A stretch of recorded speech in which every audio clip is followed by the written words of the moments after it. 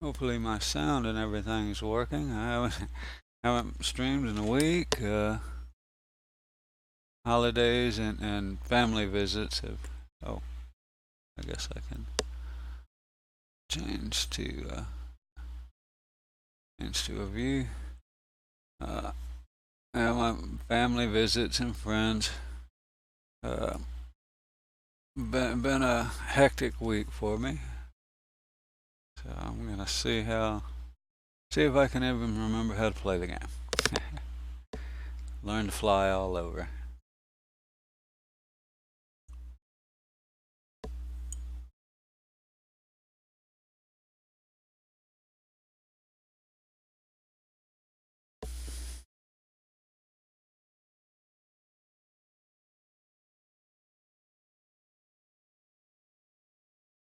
Luck, I won't have any trouble logging in or anything. Again, I haven't played in a week. I don't think anything's changed. Well, I guess I have. I flew during a couple of times during the expo, which is cool. Bunch of booze on.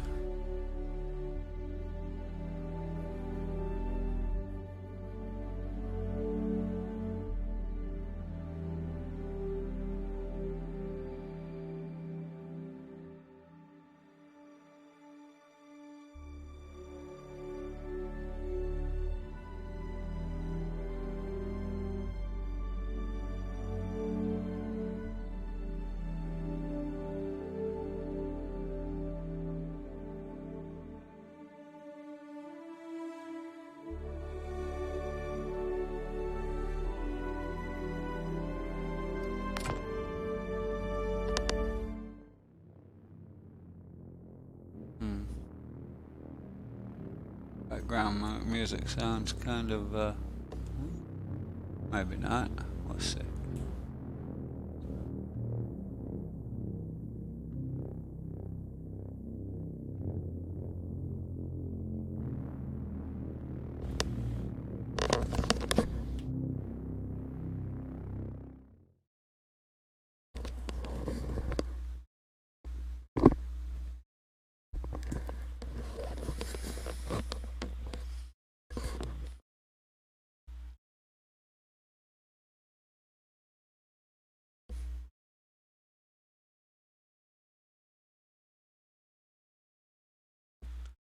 I hope everyone's having a good time and ready for Christmas.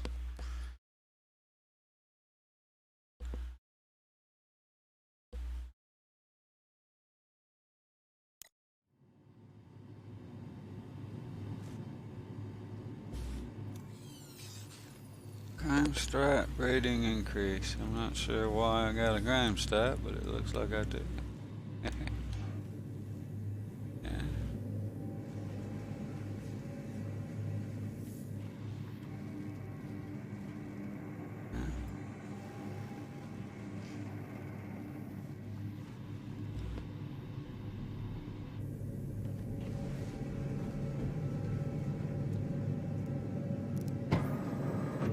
Let's see, on screen. Yep. Turn that on. I forgot.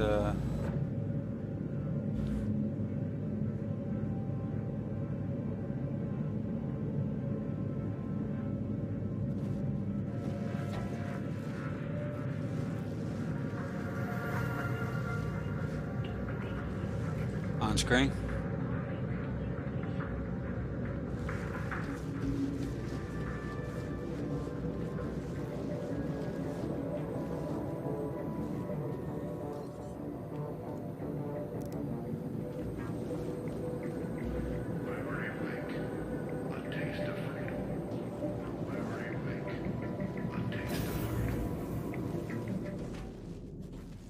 Not sure how I got the crime stat.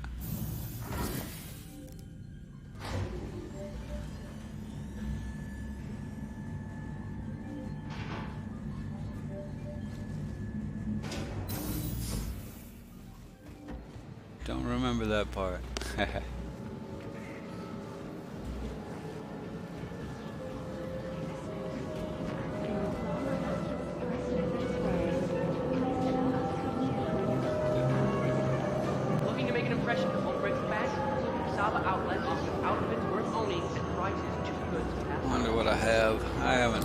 definitely. Uh-oh. Well, that's not good. Okay. Wonder what I have.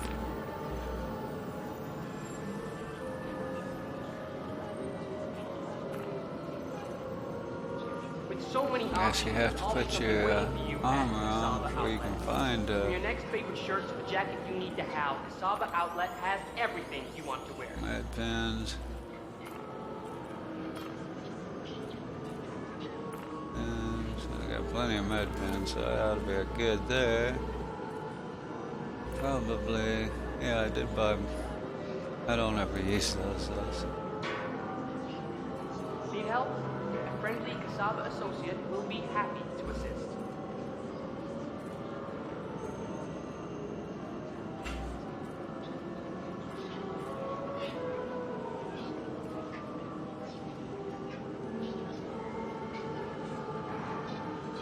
Okay, looks like I'm good. Don't need any of that. Gas isn't real great, but yeah.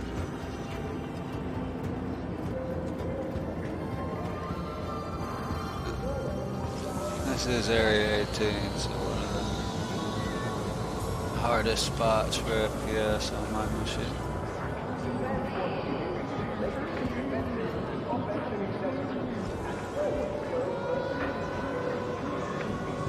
Nice. Okay. Hello. Good day. Good day.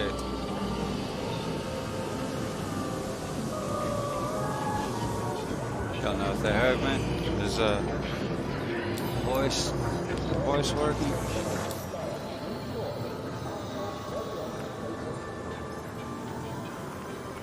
No, can't even turn it on. Okay. Ah, hey Dryden. There's Triton and Jabu were both online. CGB must be on a different server. Couple of pretty cool fellas. Titan's also a streamer.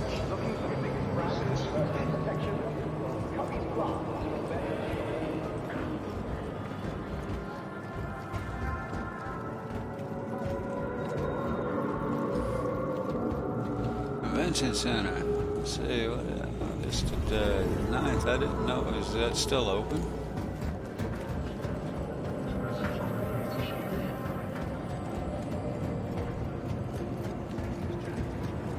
I would have thought the convention center was closed. Tram now leaving the station. Stand clear of the doors.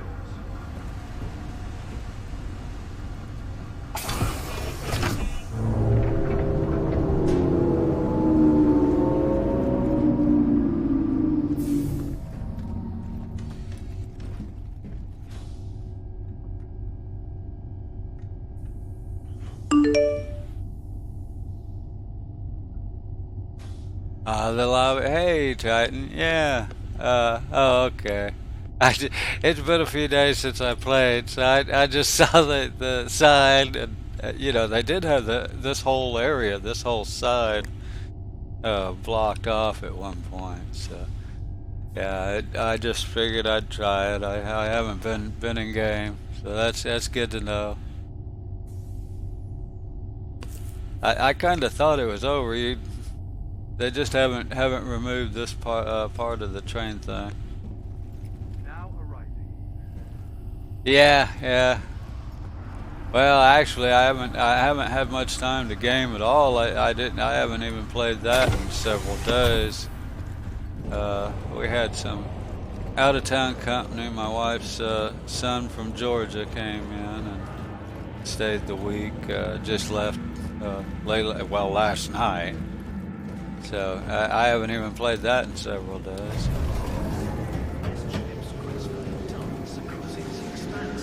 Do you still buy the shirts? Not that I want any. Hunter Orange.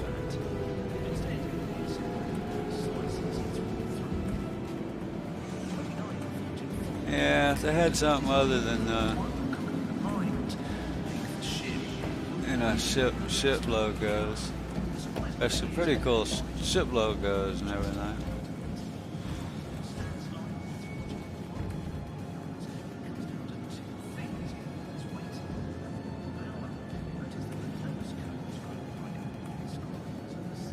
Might as well buy me a t-shirt.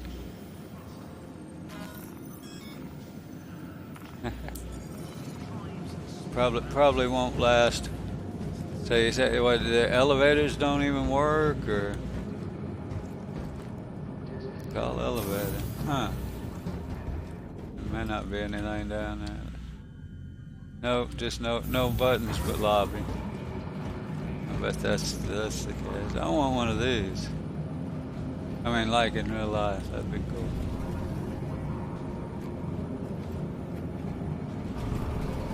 Maybe not quite that big.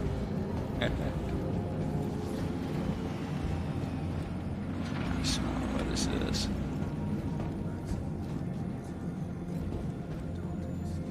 Ah, it's an aerospace t-shirt. That's what we got.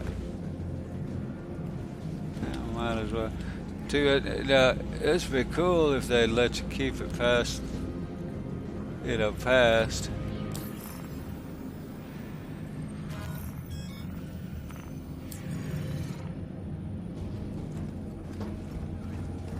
But I'm hoping, I guess everybody's hoping we get the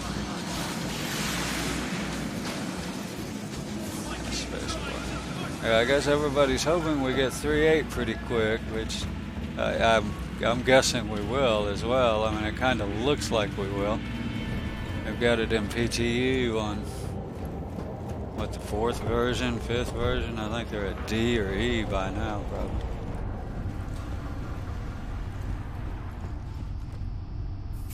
I get a notice on Discord. I have a webhook.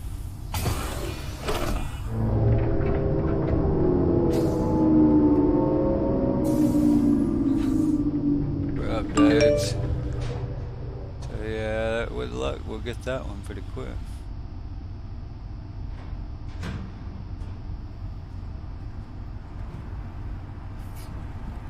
Oh, I would be certain we'll get it by. Well, I mean, again, would I say we get it? Heck, I'm liable to go ahead. I don't know if I will this year or not, or this time or not. But I normally I'll subscribe to get into the PTU once it leaves Evocati, if I can, if I want to.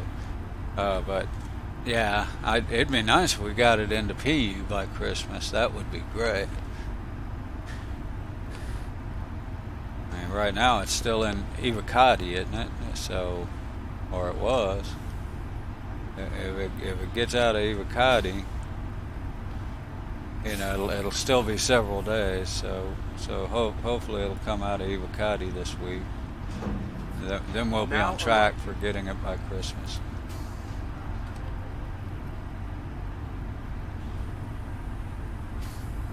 See where they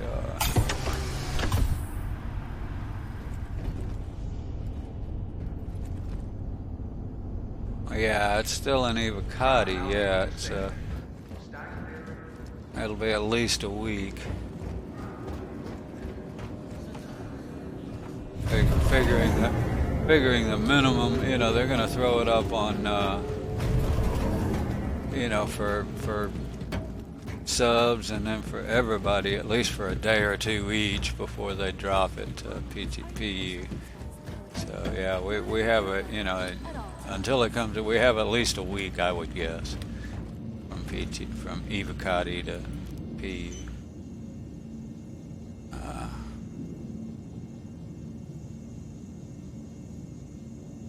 Okay, I'm down to my actual ships and loaners. And I better start with something simple. Been a few days since I've flown, so let's start with the basics.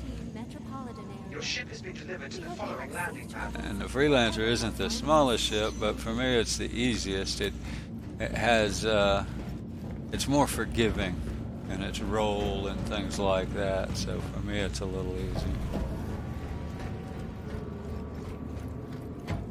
even than the small ones. For the latest travel information, be sure to check the departure and arrival boards conveniently located throughout the spaceport. When hover mode was a thing, my Freelancer was my favorite ship because it had a much lower transition speed. Even the littler ships went from regular flight to hover mode at like 100 meters a second, and the Freelancer was like 40 meters a second, so you could go a lot slower without entering hover mode. So it kind of became my go-to ship during hover mode, and I guess I've just stayed with it. It's my actual package. I love my Freelancer.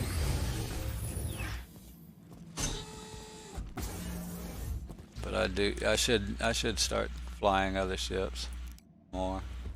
I tend to fly it an awful lot.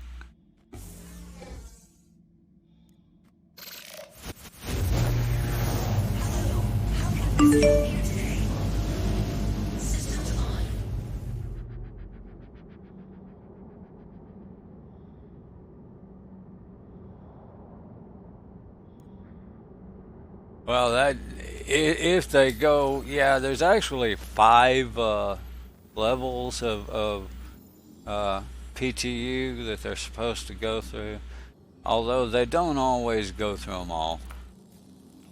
The last couple of them, from my memory, which is probably not great, but it's like they went from the Evocati or EFG ETF to concierge and subscribers combined, and then right to live. But I could be wrong about that.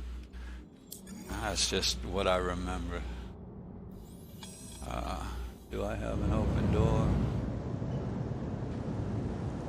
Yes, it is an upward angle to top-down hanger, whatever you want to call it. See, make sure I got everything going there. Launch sequence complete. Yeah. Landing gear up. Thank you, and please visit again.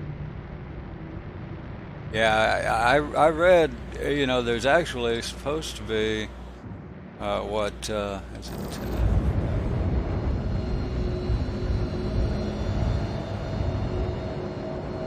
It's supposed to be like 5 stages of the test environment, but in my experience, I've only seen them go through like 3, maybe 4. But I have a feeling, like you say, if they're going to get it out by Christmas, they got to get it out of Evocati, out of ETF.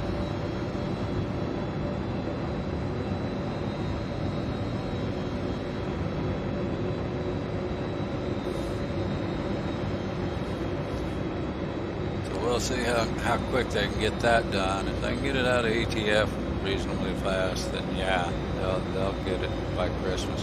I have a feeling that they're wanting to get it out quick.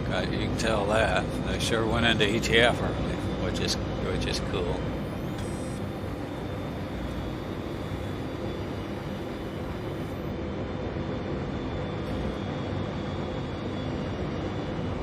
I guess there's a couple of things they're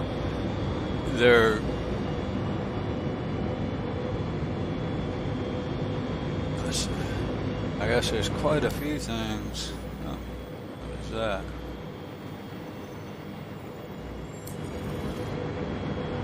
That they've are going to postpone either for a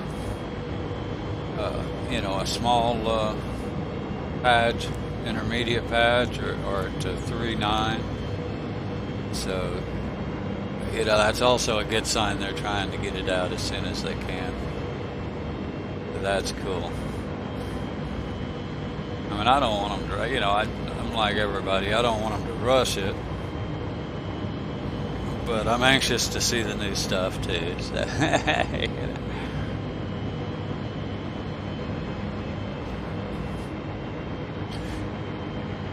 I have zero plans really. I want to go get spawned somewhere other than Area 18.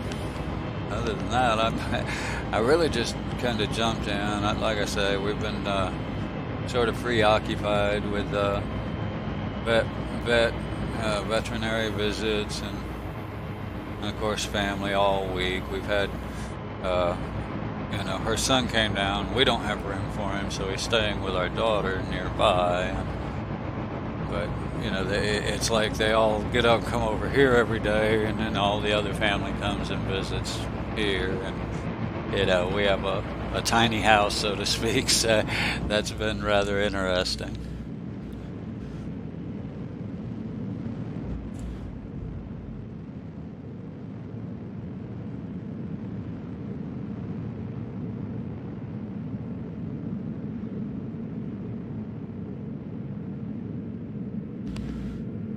It's not tiny like Tiny House TV show kind of tiny, but it's pretty small. Our house is actually only 500 square feet.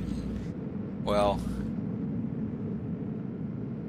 3 rooms, I guess you would call it. We have a bedroom, a living room, kitchen area that's all combined, and then a bathroom. And the washroom is part of the bedroom. So it's really only 3 rooms. But it's comfortable for us,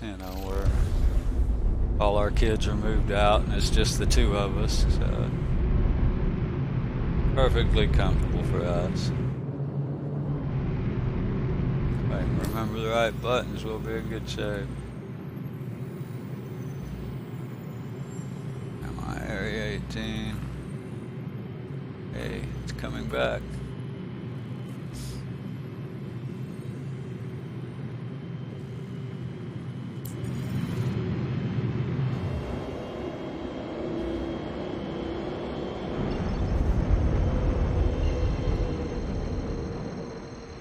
So having, 6 or 8 people plus kids is quite interesting.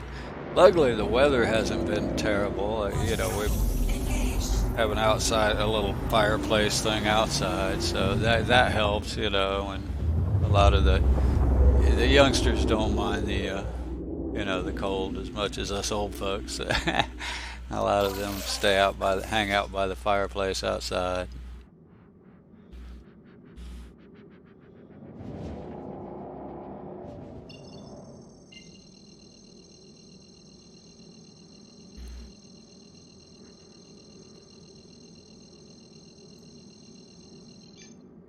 As much as I love grandkids, we had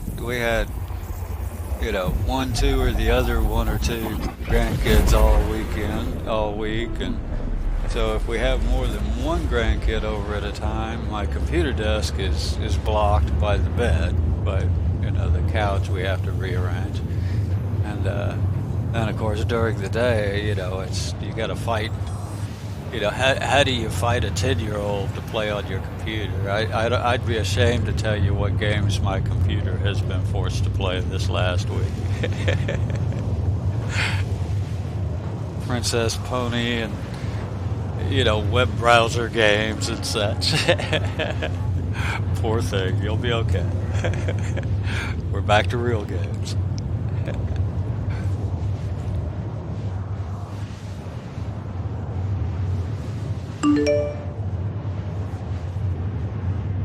Roblox. I'm not sure what that one is. I'll have to look that up.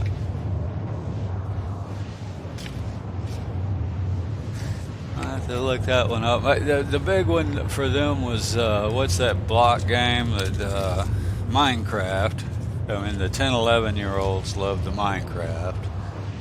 And, I don't have it on PC. I do have it on PS4, which is also been a big hit last week.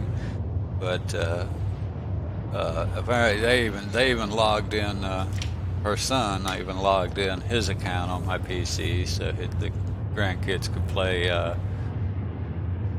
Minecraft.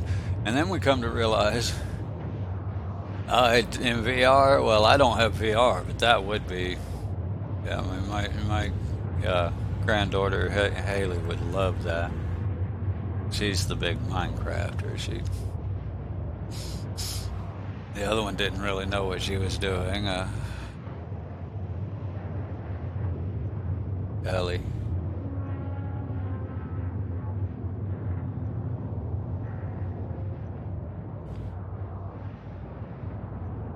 I've never actually, I mean, I've watched, Haley play it, but I've never actually played it. It just, I'm not real, it's too blocky and stuff for my taste, of course, but.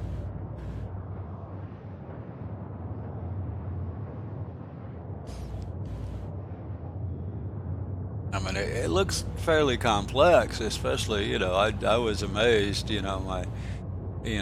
have one granddaughter, it's 10, one is 11. Those are the two oldest girls, and then we have a younger boy, and then a baby that's a girl, granddaughter. Those are the four, and the 7-year-old boy and the 11-year-old girl are the sons, who that's the first time we've gotten to see them in over 2 years.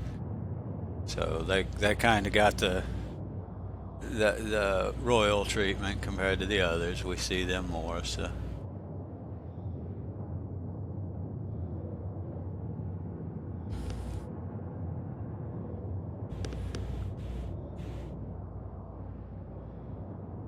They live nearby, so we get to see them fairly often. Those two live in Georgia with their dad, my wife's son, my son-in-law.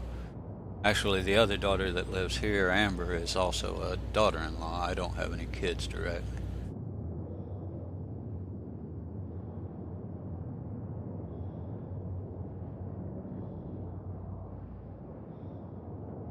But they're all great kids. I've been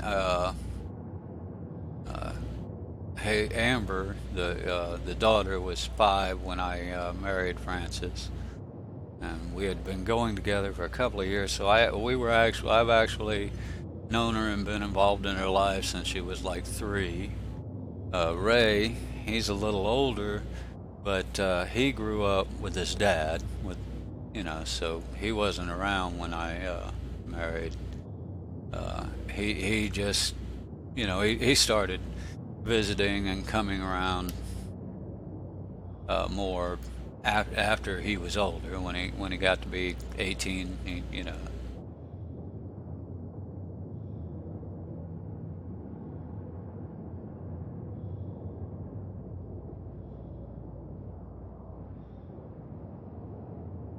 So that's cool. We gotten to become part of part of their family as well since quite a few years ago. Let's see, Amber's 31, so he would be 37 now. So.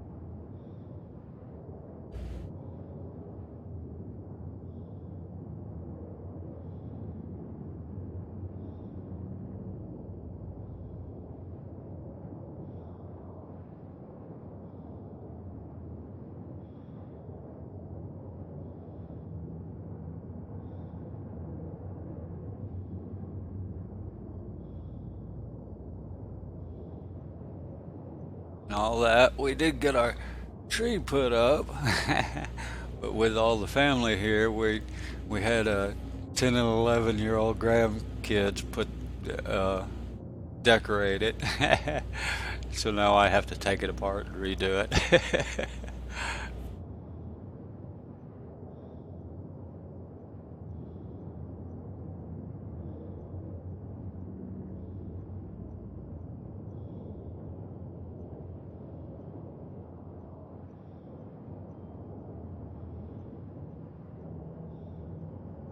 Evo, are you reading chat and game? Evo Leaks is very stable. I think that might be an exaggeration. From what I understand, it's very stable compared to original release of 38, which was 10-15 minutes before a crash. My understanding is it's now hour and a half before 30Ks. They're having some I guess from what I've read in WikiLeaks, they're having some problems with the networking. Not horrendous. I mean, certainly playable. Hour and a half or so is decent for an alpha of an alpha. You can't, I wouldn't complain about that. But yeah, they want it to be pretty decent, pretty stable, even more than that for PU for sure.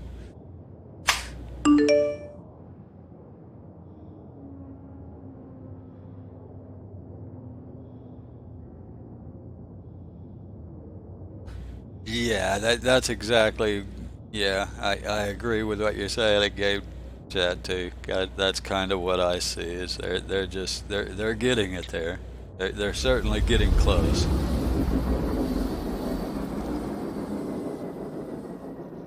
I would love for it to go to the subs or whatever pretty quick. Next day or two. That would bring in more people for their stress testing and everything.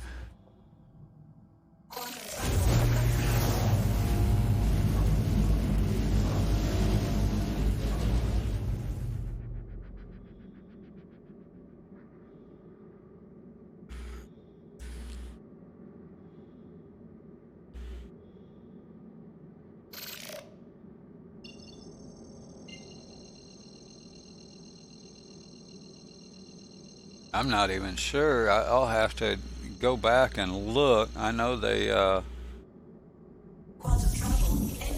I know Microtech is in, and but they're talking about the exterior and interior of New Babbage. So I'm not even certain you can even land at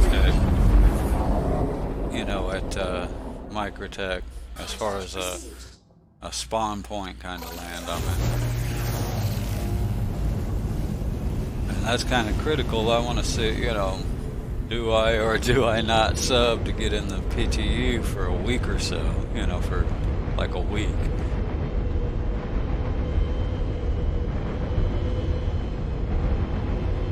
Is it worth it for a week? And that's kind of a consideration for me. If they have the the spawn point and the interior of New Babbage, then I'd say I'll definitely sub for the PTU. If not, I'm not sure I will. I mean,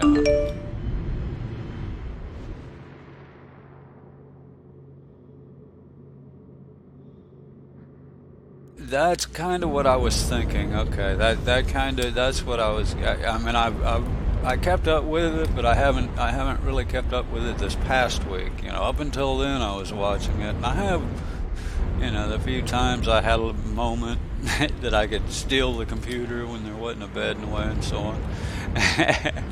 I'd look at the notes real quick and everything. Usually, as I was moving the bed, I'd make them wait on me long enough. Gear.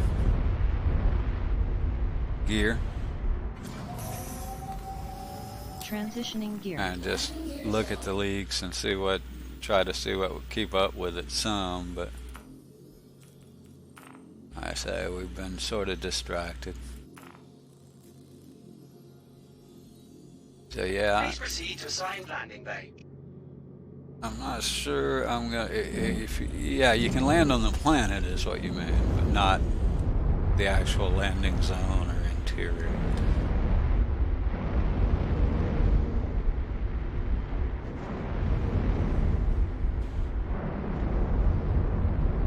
So there's no ship kiosks or landing spawn point yet.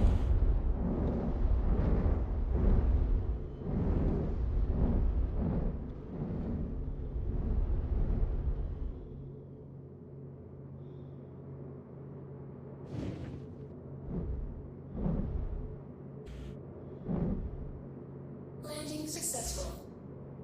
I guess I should check fuels and Pleasant things. stay. Can't fuels and things because of what? I got the one crime stat.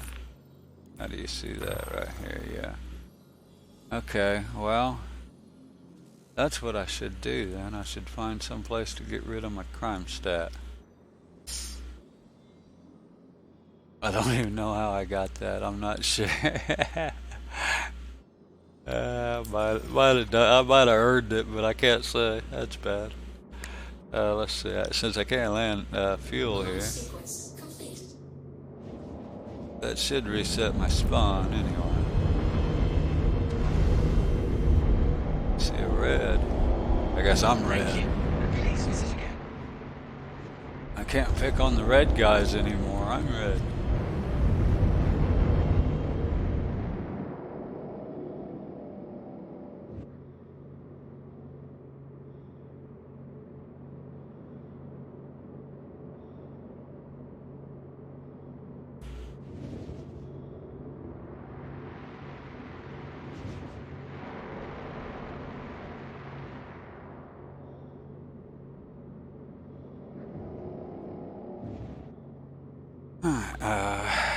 Let's see, where is the best place? We can go to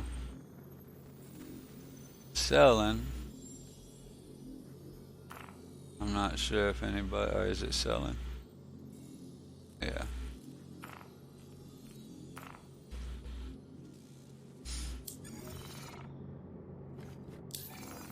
I'm not sure this is going to be a good idea. This is a known PvP area. I do have a thing. So let's go ahead and load that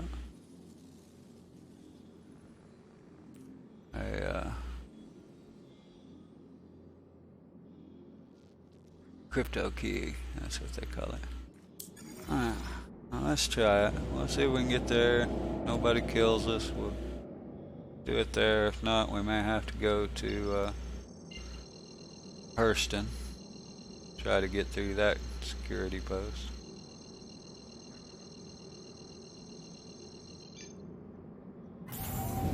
Quantum travel engaged. Landing gear up.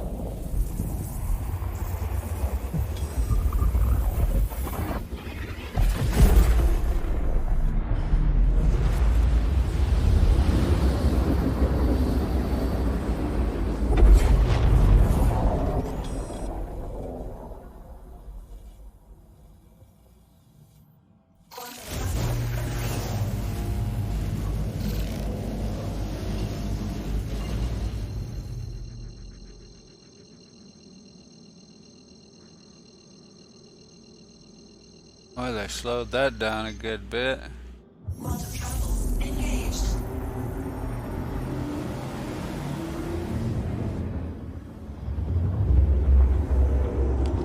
I did hear they fixed it where you wouldn't inherit your speed through Travel complete. through quantum travel. So you know, in other words, if you're going so fast or whatever, and you go into quantum travel, you're not still moving when you come out. That's cool. You know, to me, it's just one of those things, having to come to a stop or near stop every time you jump. You know, to prevent. That's probably, it's a good chance that's how I got my crime stat, because I forgot to do that. And of course, Complete. at that point, you run through the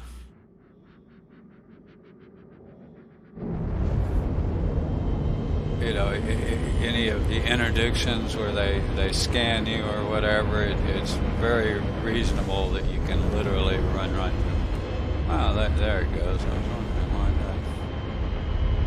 that's phasing in and out of reality there. Where's Bray?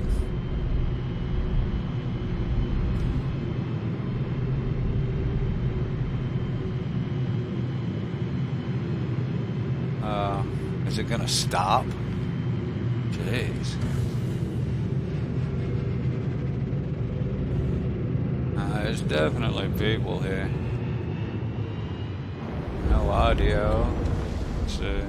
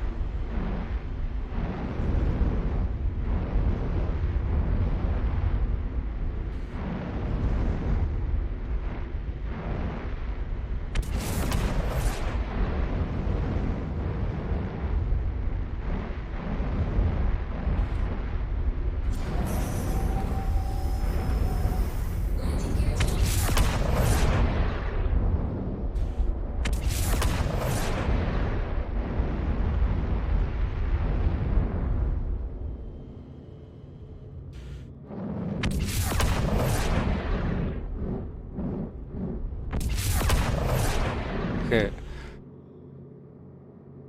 I don't know what those guys are doing, but this is probably gonna be a wasted effort, but we'll give it a shot. I'm not even gonna equip a gun. If there's anybody in there, it looks like there's 3 or 4 ships, so it's likely there's 2 or 3 in a group. So I'm just gonna try and go in there. Gonna try and go in there with no weapon equipped. See if they kill me on the spot. They do. I'll go to the other place.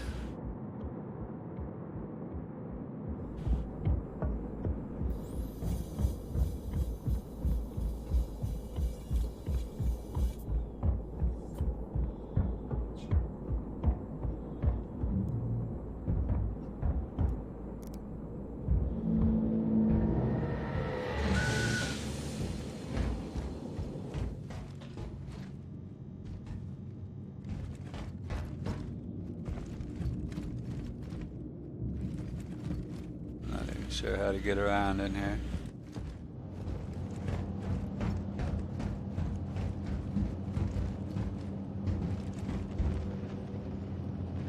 I'm guessing that's an NPC.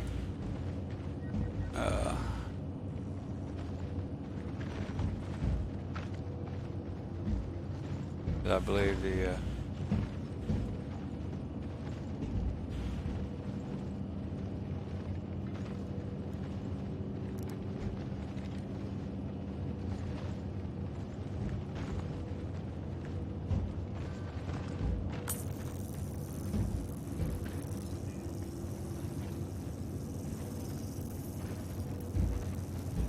if I'm not mistaken, players despawn. Like those may have been players.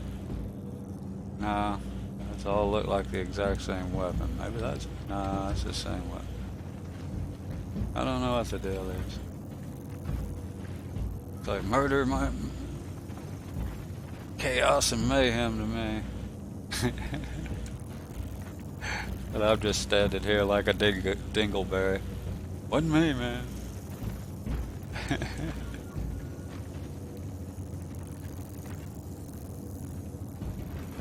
Yeah, how long does it take you to take that long? Firing missile. That's not what I said. Voice command's gonna get me in trouble.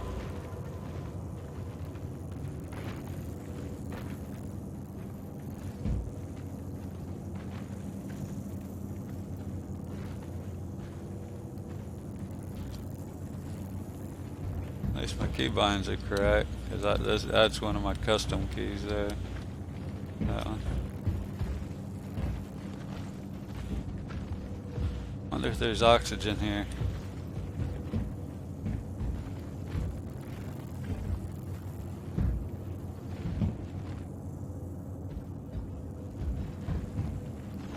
I guess nobody's here.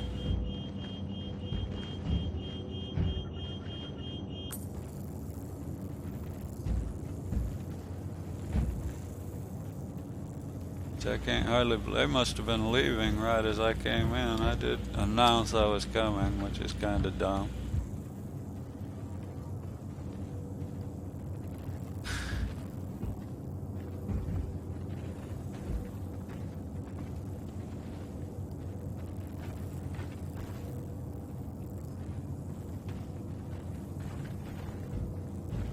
Whoever it was, maybe he was just blowing up his buddy's ships, because he didn't come around. He didn't come around and shoot my ship, which is nice of him. If somebody's shooting ships on the other side of SPK here. Like I said, this used to be like a well-known PvP area. Used to be anybody'd come here, they would pretty much, you know, shoot you on sight if you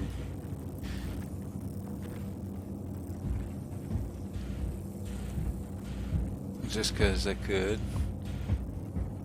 Probably still is, I don't know.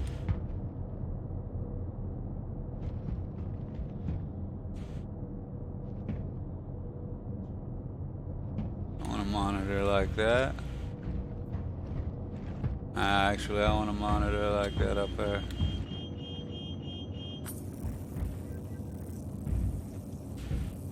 What model is that? 1977. Curious. Cruise lock. 1977. They're all the same. Yeah.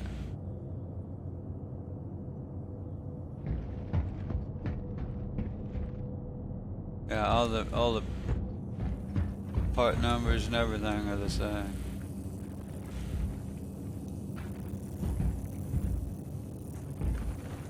I might actually get away with this. I really did not expect to get away with this right here at SPK.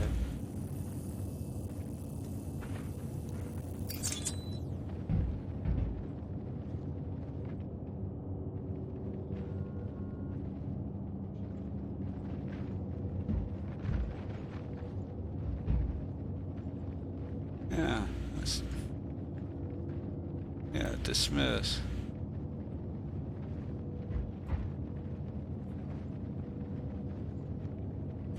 There we go. Log out.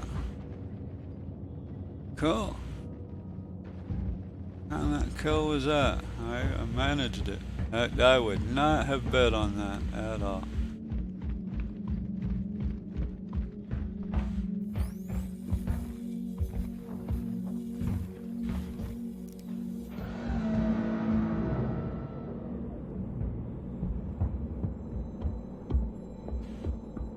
I would not have expected that I'd have got that.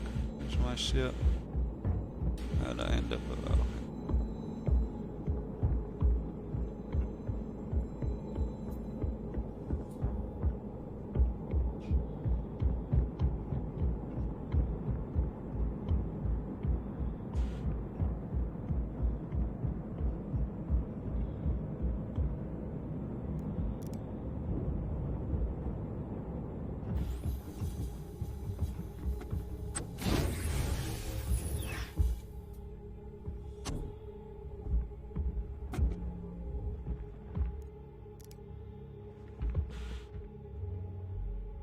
Contact received. Clear armed. Contact received. Launch sequence complete. Wow, that's weird. They're still here? Landing gear up. How do I change the... There. No. There we go.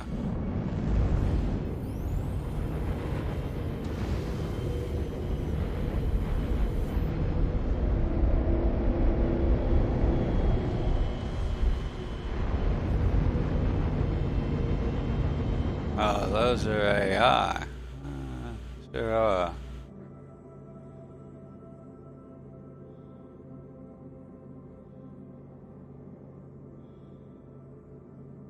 Buck.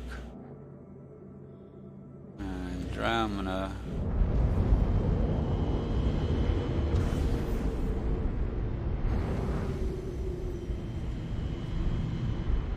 I don't even remember if I've got this I've got decent weapons on this or not.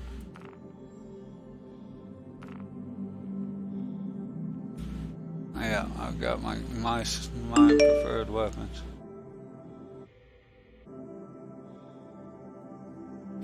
Oh yeah, that's a good idea.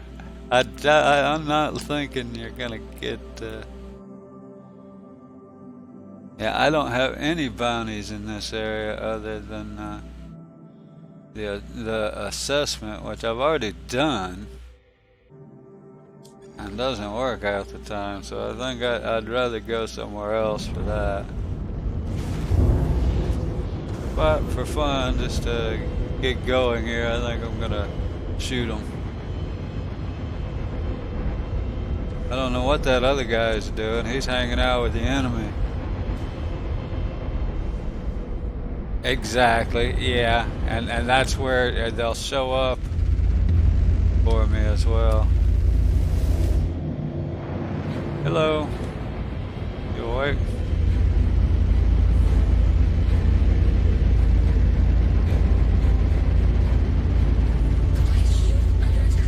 Yeah, I got it.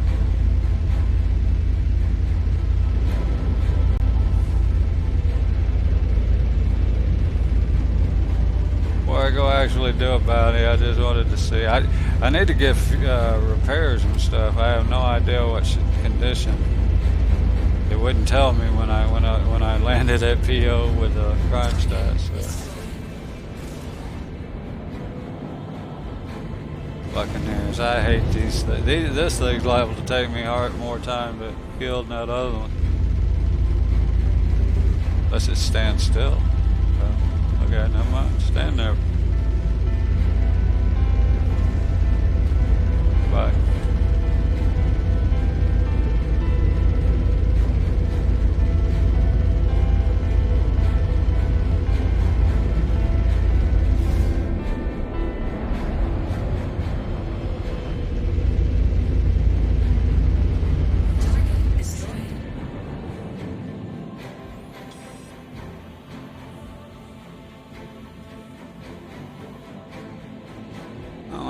Got a couple of credits for it. Huh, that was cool.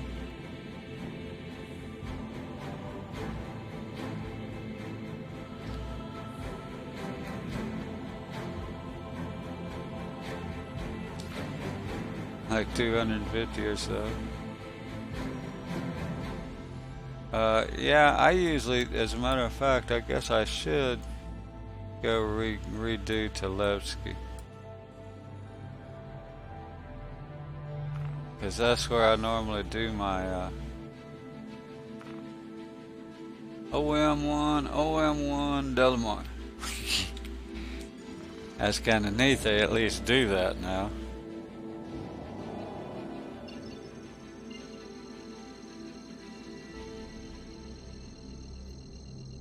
This is an odd routing, but it's better than having to go to the planet then to the OM every time.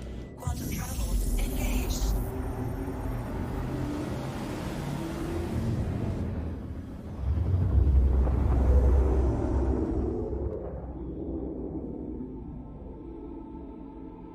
Quantum travel complete.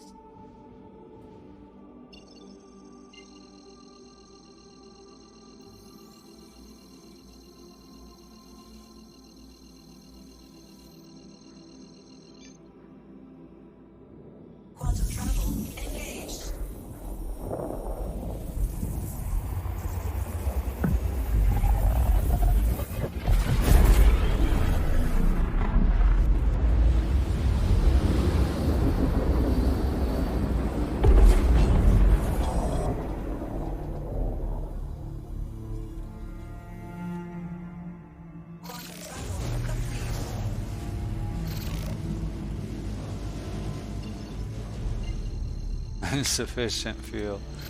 I had a feeling there was going to be something wrong with that. It's a good idea, it just didn't work.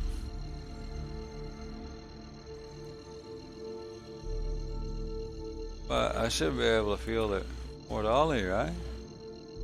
Now that I no longer have a crime stat.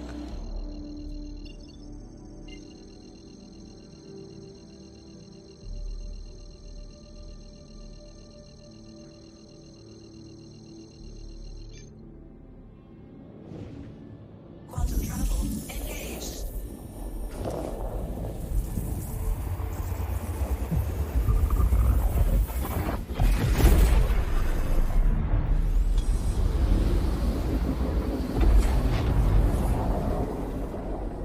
Contact received.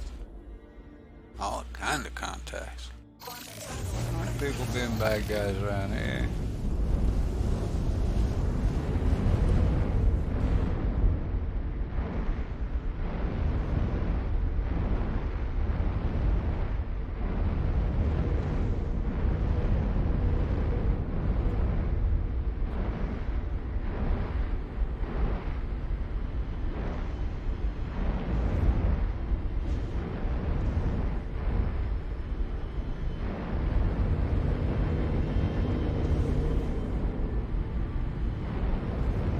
Count reset.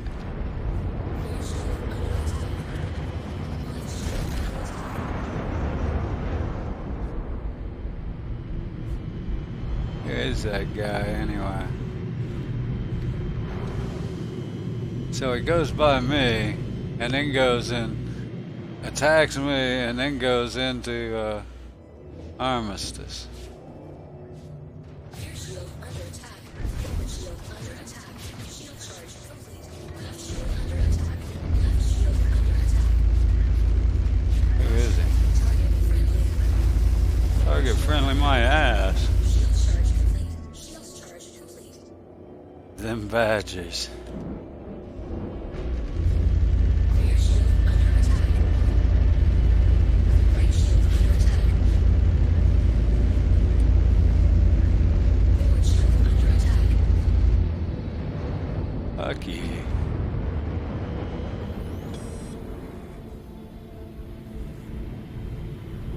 He keeps circling around, going in and out of the Armistice. I'm like, yeah, to heck with that.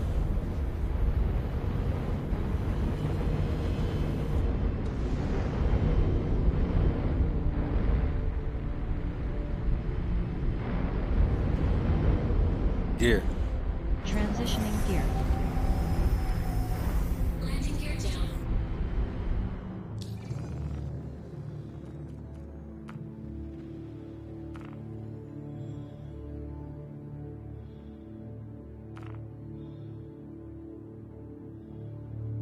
Please proceed to assigned landing bay.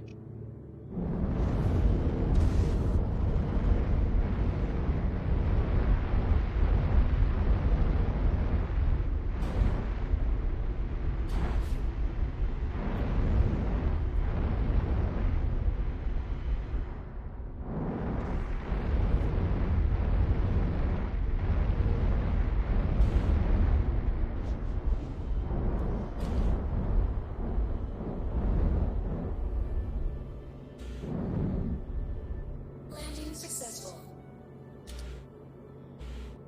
Landing complete. Have a pleasant stay.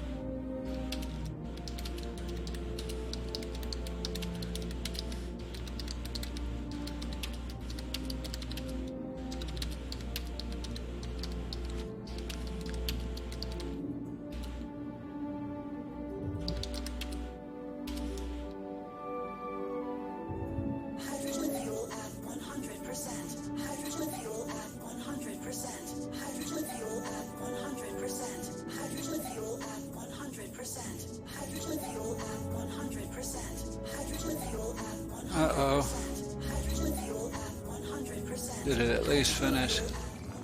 This is an old bug.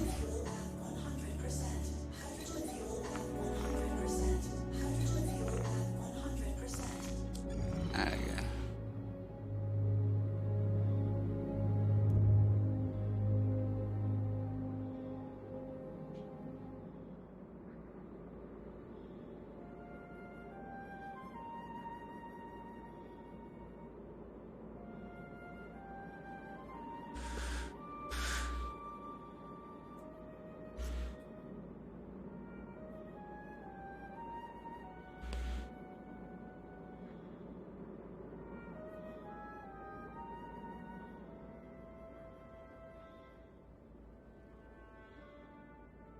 He's still trying to get, and I'm terrible, or I wouldn't mind giving him a shot, but I'm lousy at fighting. I wouldn't give him a fair battle in a Sentinel. If he's any good at all, he should probably tear me up in a Sentinel.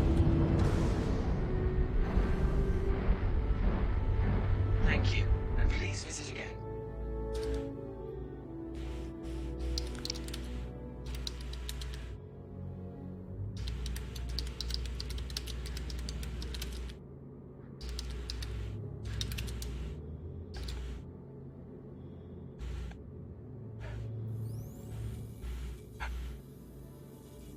Don't underestimate those auroras. Actually, I have fun in auroras. I can, if I upgrade them just right, I can actually do bounty missions in them pretty good. If you can get all 4 guns on them, and now I don't know why I can never find the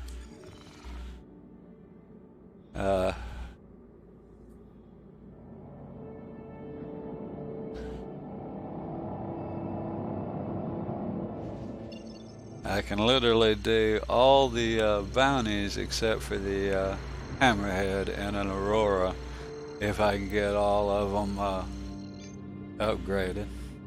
If I get all 4 guns. They're actually fairly tough considering their size. Quantum travel engaged.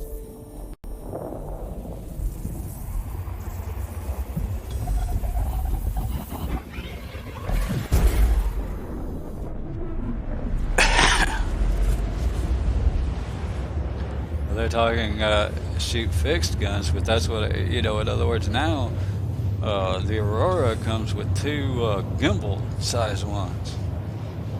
And so, you can't buy the size 1 gimbal yet, but you can replicate them, so I can get all 4 gimbal size ones. And with 4 gimbal size ones, I have taken down Connie's and Valks with it. With a Aurora.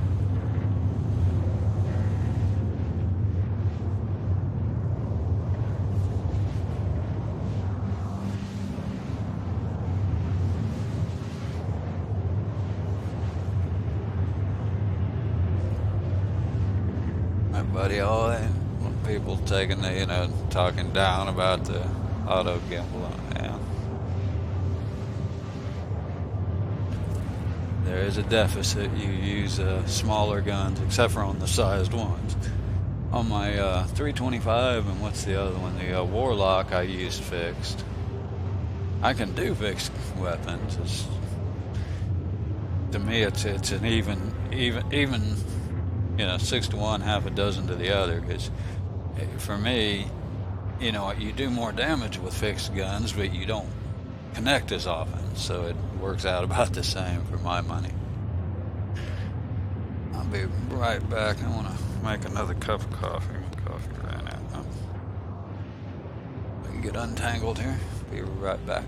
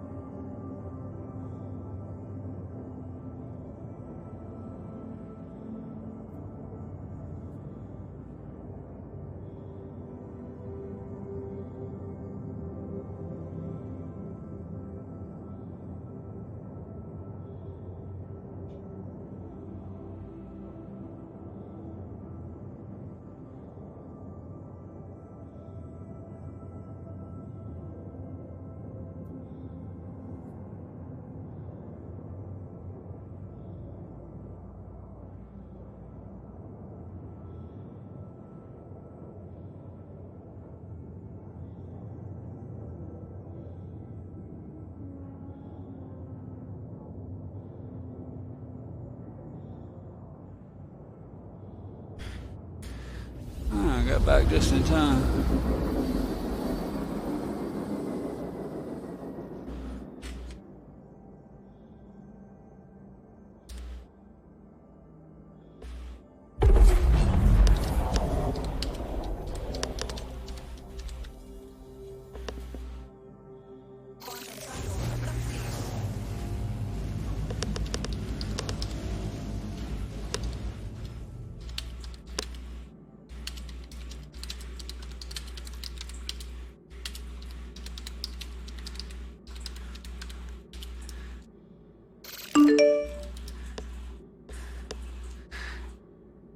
Hello, sleeper. How you doing today? It's good.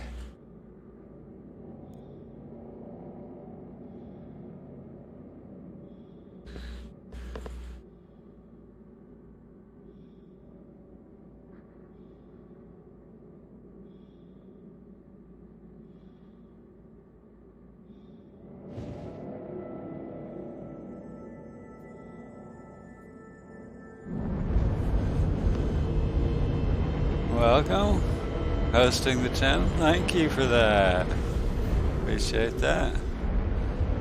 I'm just actually I haven't played in like a week.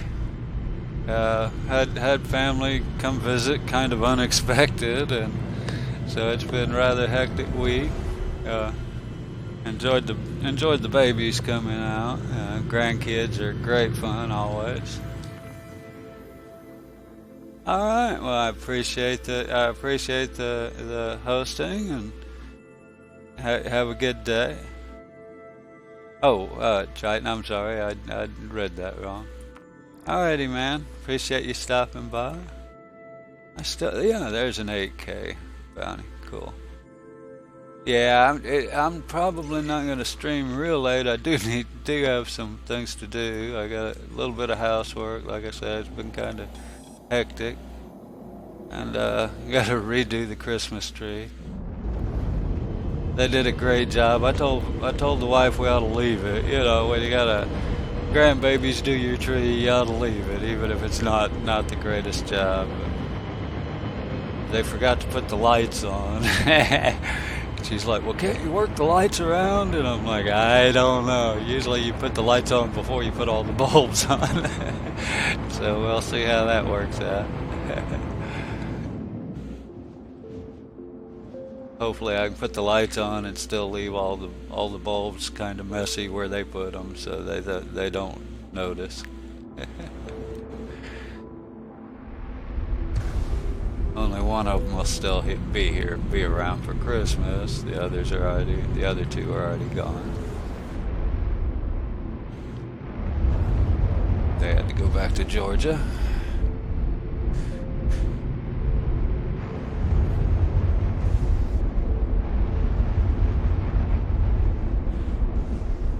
Actually came for Thanksgiving, which was great fun.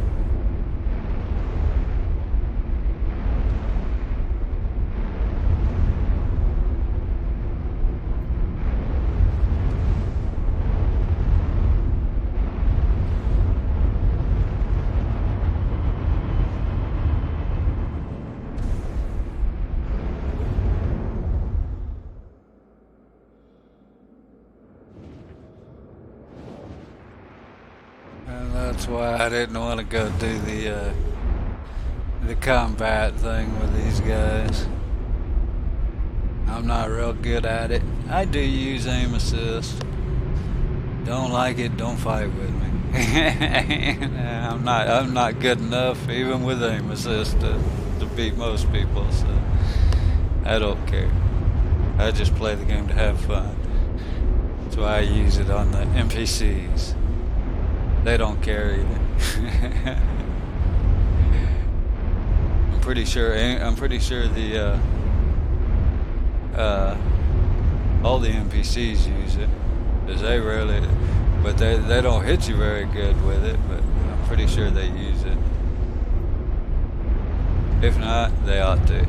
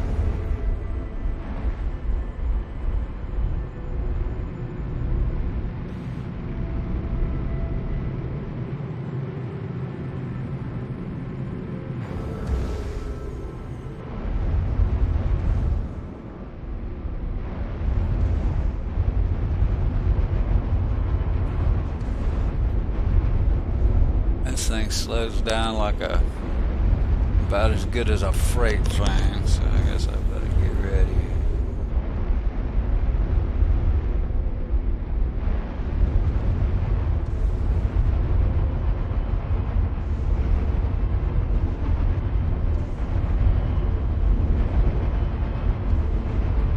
Yeah, I have been playing a lot of RDR2.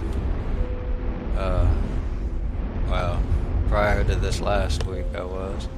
I'll probably try that here later on after I get a few things done today. Don't know if I'll stream it, but I'm definitely gonna give her a shot. I haven't played that in a while either. It's a fun game. Definitely worth the time and money. One of the few games that really drew me in and kept me there for a while. I mean, I played it pretty solid straight through.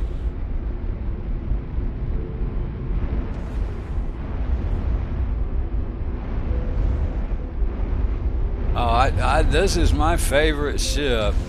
I have a Titan Warlock, and it's good. Or not the Titan. Avenger Warlock. The Titan is probably a better all-around ship. I mean, if you're,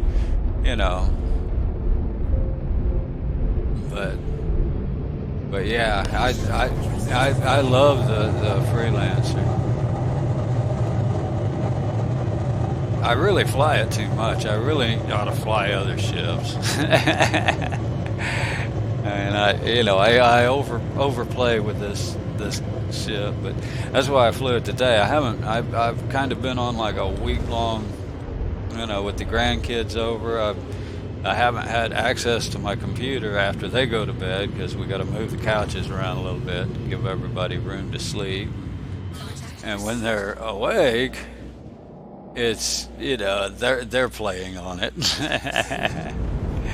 So I haven't really been able to play much in a week. So yeah, I'm just getting back into it. Wanted to fly one that's a little easier than even the fighters. I mean, this thing's a lot easier to handle and everything than even the fighters. It's, moves a little bit slower, and while that's not necessarily a great thing, it's much easier to handle.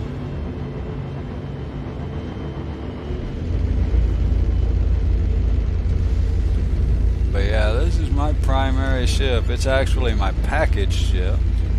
And then, what is this? Cutlass Black. Guess I should watch what I'm doing. They're actually pretty tough. There we go.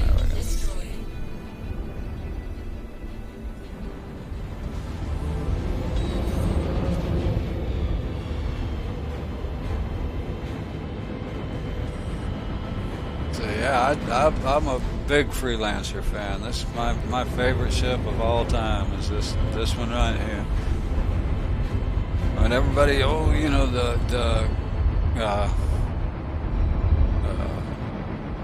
the Cutlass, and the Cutlass is a great ship. It has some, advantages and disadvantages. But for me, I went from the Titan to this one. I went up, I had a Titan, Avenger, a Titan, and then I went to this one, and then I actually had a kind of missed my Titan, and I had nothing but this one to fly, and ended up with the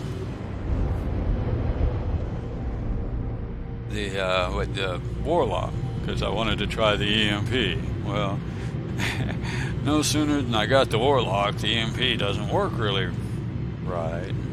It's worked off and on. No, I don't have any of my presets, but then the EMP's worked off and on since I've had it, but I've never actually figured out how to make it work. Most of the time, it seems like every time I try it, somebody will tell me it doesn't work, and then when it does work, I'll try it, and it doesn't seem to work. No more bounties. Okay, well, let's go out and land on the planet, though. Just to reset my spawn over here, if I can find the planet. Uh-oh. That's that NPC, I'm sure.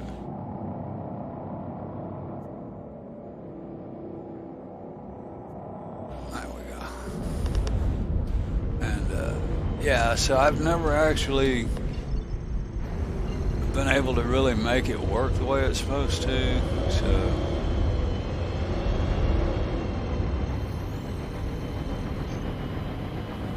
so I'm kind of at that point where I rarely use it, and the only other, the ships I own are is this one, the regular Miss, the 325, the Warlock, and then a Corsair. Of course, it's still not in game yet, so I have a Connie Aquila loaner for it. And it's not the same with loaners. I mean, it's the Aquila is a great ship. Actually, it's a higher dollar ship than the Corsair. I'm like, yeah, that's a great sales pitch there, but I'm not complaining because it's a cool ship, but I don't fly it much because it's a loaner. It's not actually mine, so I don't tend to fly it as often. So this has ended up being my go-to ship.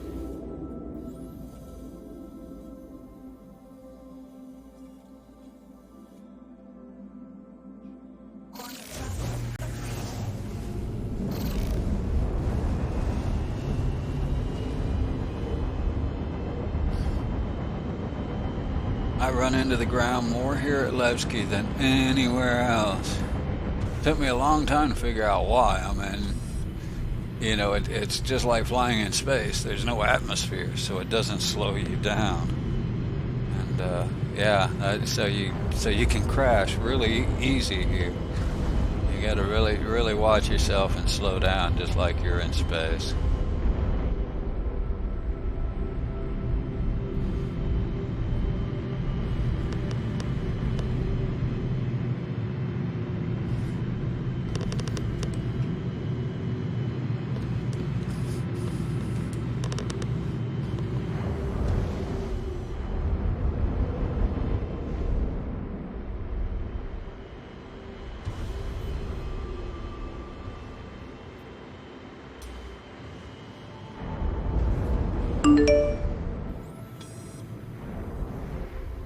If you don't think about it ahead of time, because like I say, on all the other planets, the atmosphere kind of slows you down a lot more. It'll draw you down. Just, you still have gravity here, but you don't have that atmosphere to actually slow you down. So, yeah, it can be a definite challenge if you're not careful. Whoops. Sorry about that, buddy. I almost ran into somebody.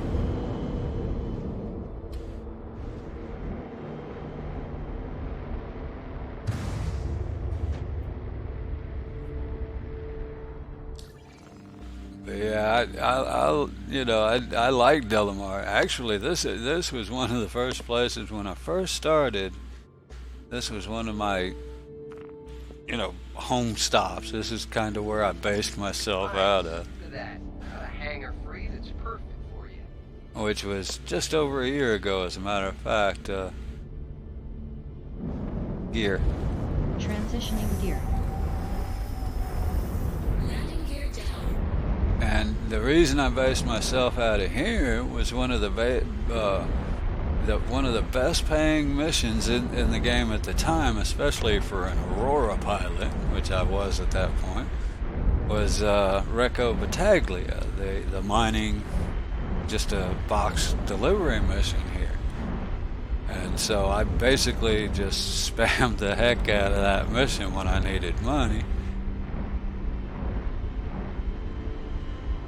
And put a lot of time in just sitting here at Levski.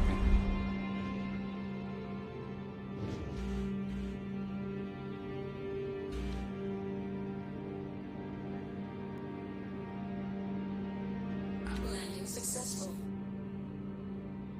There you go. Safely land. Shield off. Let's see, I wanted to check. I should have already bought a, that's the other thing. I tend to buy why can't I? There we go. The land vehicles. I don't actually own even a Grey Cat, which I wouldn't mind having. But I don't own a Cyclone or a Grey Cat or any of the ground vehicles. I normally buy those here. Okay, now you can buy them at anywhere, I'm guessing. I know you can get them at Hurston. I'm not certain. I've never checked Area 18 to be sure. Yeah, let me double check, see if I've already done that. Pretty sure I've already bought those. Yeah, I have a Grey Cat and a Cyclone. So yeah, this one, the Hornet, which one? That's a loaner that they're giving me with the Freelancer. And then that's a loaner they're giving me with the Connie, which in itself is a loaner. So I'm not sure about that one or why, but yeah. So I have 3 loaners, this one, and that one. Which is weird. Kinda weird. So I really don't need a ship, but I wanna go down and look. I don't think I customs. Probably going to the wrong place. I clicked the wrong button. I started with an Aurora pack, and then I ended up trading it for a Mustang pack because I realized they actually give you the Aurora as a loaner with the Mustang pack, or they did it a year ago. I'm not gonna swear I'm not gonna swear they still do. And then which was a good thing, because the other thing I realized is if you use it as a for trade-in for to CC you up, they only give you $30 for the Aurora, and they give you $35 for the from US obviously for the Mustang. So I ended up making an extra, or saving an extra $5 on the trade up when I did that. Of course, now I've since then melted them, and like I said, my the Freelancer is my actual package ship. And I did that because it has some cool add-ons. It came with some cool add-ons, including the what do they call it? Here, let me look it up. But it's like the development thing that it comes with. It was one of the main things. And not that it matters, it's probably going to end up being something you can get for free later anyway, but boy, I'm staticky in here. Look at the RAM, wow. That's way higher than it should be. I only have 16 gig, but maybe because I'm doing all this other stuff here. Wanted to get logged in and see what they give you one digital magazine that I hadn't seen on any other packages other than the bigger ships. So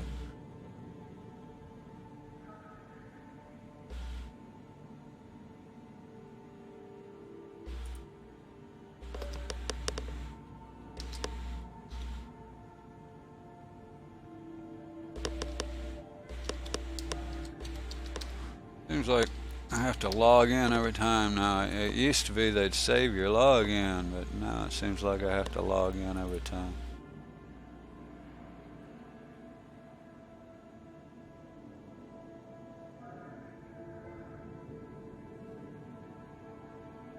Now, all my other ships are LTI upgrades, and the Freelancer is the only thing that's an actual package. Digital Engineering Manual, that's what it was. Yeah, oh, dang it, why is my, hold on.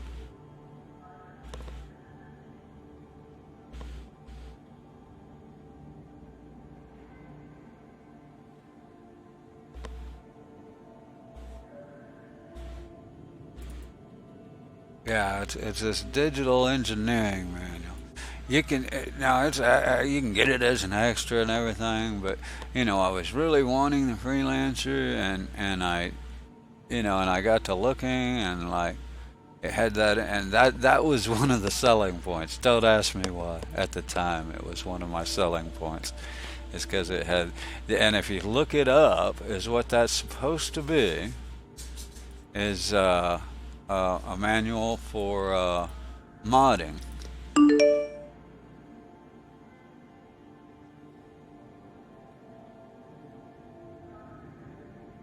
The Titan, to me, the Titan, oh, that's what I was going to do. I can do it from here. The Titan is the best early game ship. It's the best starter class ship there is, and that's because to me, the Cutlass at $100 really isn't a starter class ship. That's a mid-game ship. And even the size, here's one right over here, the Cutlass. Even the size, I mean, it's wow. I'm getting some really bad frames and stuff. But even the size kind of suggests it's more of a mid-game ship or a mid-level ship. And the Titan, $20 extra on top of the base starter packages. And I wanted to look at the ES. Do they have it? That's the CL. I have to look at it in there. That's going to be the LX. Yeah, the luxury, supposedly. I don't know what that one is. LM, Legionnaire. So yeah, the Titan is a great first step up from the starters. $20 more than the Mustang or the Aurora pack. For 20 more bucks, and it's a lot more ship than the Aurora or the Mustang. Not necessarily. By that I don't mean necessarily. Just a lot better. It feels more like a spaceship, less like a golf cart. I mean that, with love. Oh, they don't even sell the ES here. So I got to go to Hurston to even check the price. I think it's like 1,025. So I don't have enough for it anyway. But yeah. Yeah, I loved my little Titan after I bought it. Of course, you know, moving up from a oh, excuse me, moving up from the Mustang. I had the Mustang pack, but I really never flew the Mustang. I flew the Aurora the entire time, even after I swapped to the Mustang pack. So going from the Aurora to the Titan was a good upgrade. That was, you know, it's worth the $20, or it is if you want to stay in the game and have more fun. It will hold a buggy, barely, the Gray Cat. Wave. Waving hello.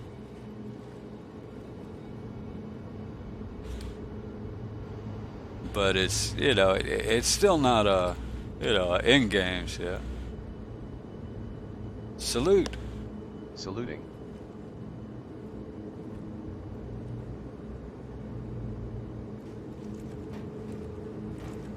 But yeah, I loved my little Titan for a long time. That was my favorite ship. Of course, it was my only ship. That'll make you like it more. And then I flew and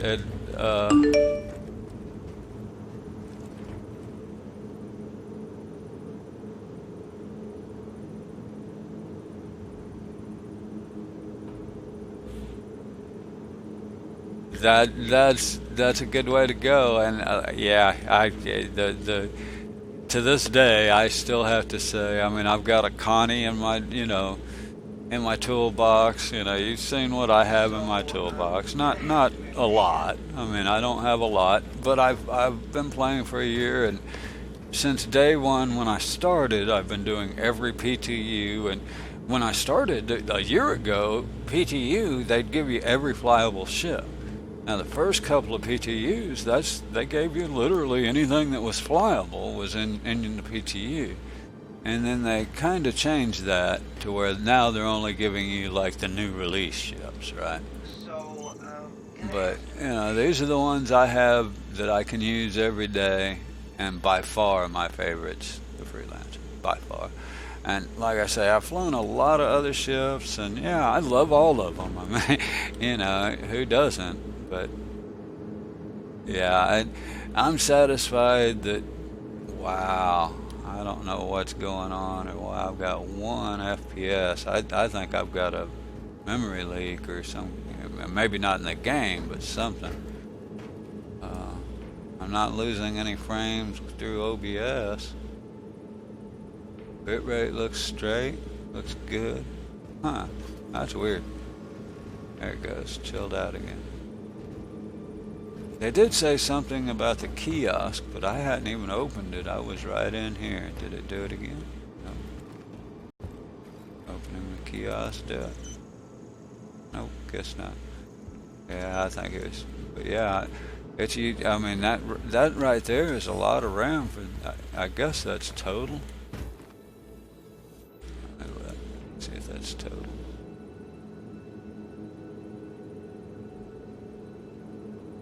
But yeah, I love that. I still love the Titan. I still, people, you know, oh, well, what should I upgrade to? You know, I've heard and everybody, you know, they're, oh, I've heard the Cutlass is the best solo, you know, player. If you're gonna have one ship, yeah, the Cutlass is probably, boy, it's slow. There we go.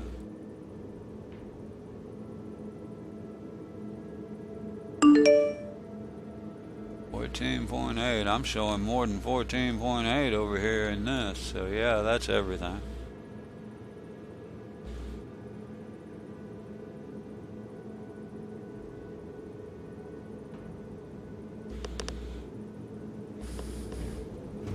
Well, that's not usual. I'm usually not at 22 FPS, and I'm usually not running 15 gig of RAM either. I mean, that's maxing for RAM. I've only got 16 gig, but normally it runs around 11, 12 gig. So there's definitely a RAM issue, and I mean, it's probably Streamlabs or OBS or even Firefox. I've got all of that going. I mean, heck, I can kind of show you what I got going. And I've got, OBS, Streamlabs, Discord, voice macro. What else? Oh, and this is MSI. For my on-screen is MSI. So yeah, I've got a lot going on, but I mean, normally it's the same though. Normally it still doesn't do that, but it could be any of them that's causing a problem. But that's pretty wild.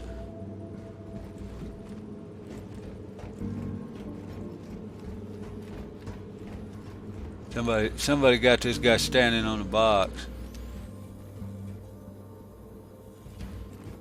I want a box to stand on, buddy. Hey, move over. It's funny, we can't push them, but they can push us. I think it's unfair and we ought to riot.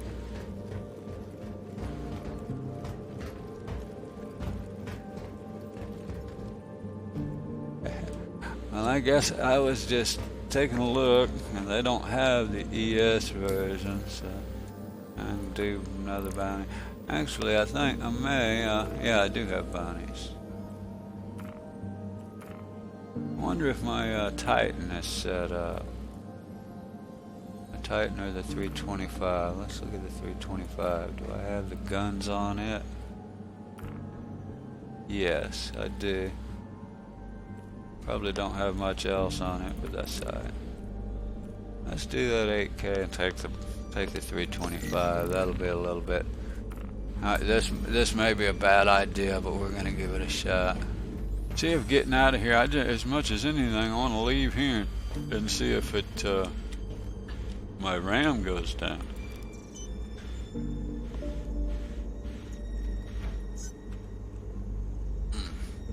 There. Should be waiting for you in the hangar. Because that's using a lot more RAM than I'm normally seeing.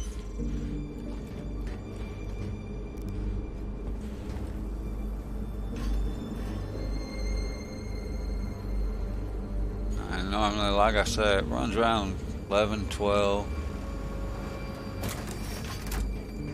No, that's 11 or 1200. Is it hangar 3 or hangar 4? I don't remember.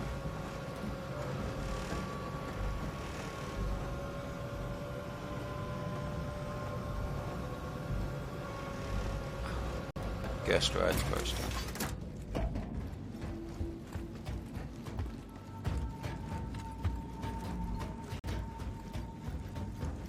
And this I bought is actually supposed to be, now like I say, all the other ships, the only ship I have that isn't LTI is the Freelancer. It's got 6 months, so that's so this is an LTI that I intended, or still do, I guess, but I'm not in a hurry. That originally I upgraded to this as just a stepping stone to a Cuddy Black, or possibly even a Cuddy Red eventually, but Cuddy Black next. It's, I'm not one of these that can either warrant or afford to just wrong key. Haven't played in long enough, but that can just pour a lot of money into a video game and feel good about it. I live on a rather low fixed income, and So I don't mind putting a little money in here and there, and you know, I sub for the PTEs and things. But yeah, I just can't see going and spending, you know, hundreds of dollars every month on a video game. I just can't. I don't have that kind of cash.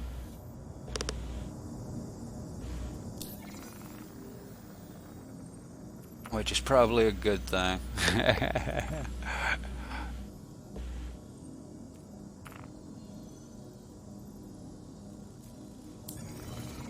You're free to launch. You're free to launch. One of the best things about being stationed out of here is good old Estlin.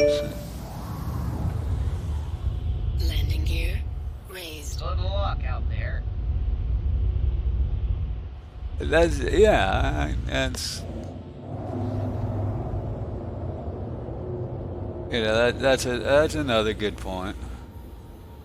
I've got a lot more ships and I won't say I have a lot more money. I mean, I'll honestly, you know, Twitch streaming and things of that nature have paid for it. Not necessarily streaming. I did a lot of, when I first got into Star Citizen, I wasn't really even streaming, and certainly not regularly or anything else. I'd stream on occasion, but I watched streamers a lot, and I was entering all these giveaways and everything, and I won quite a few over you know, a 6-month period there. I won quite a few little giveaways that added, you know, a fair amount. They basically bought my freelancer, you know, so that's for me over 6 months.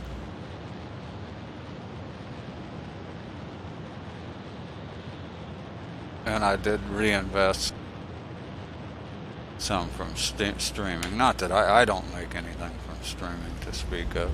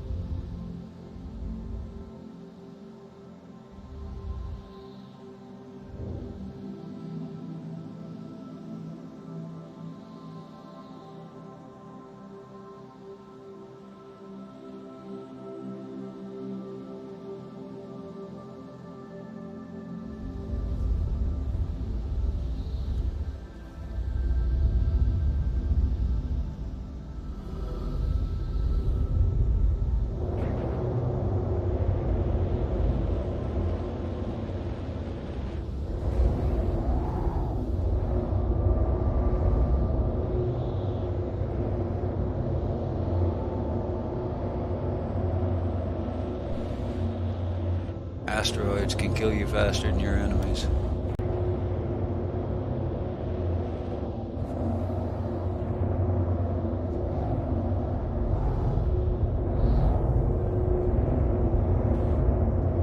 not terrible with fixed, but I'm not great with them.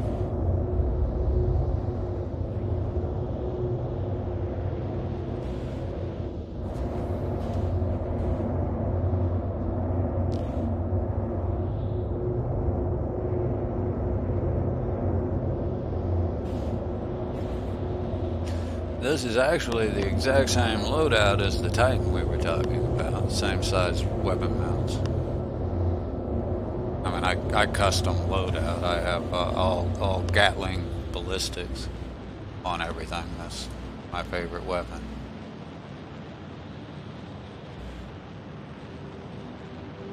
Which is just a matter of choice, not that they're better than the others. I just seem to be able to hit better because it's like tracing to them. You know, you can actually see the tracers. So I tend to be able to hit better with Caterpillar. So this is going to be a good fight here. Is that what it is? Yeah. Turret shield under attack. Come on, lag.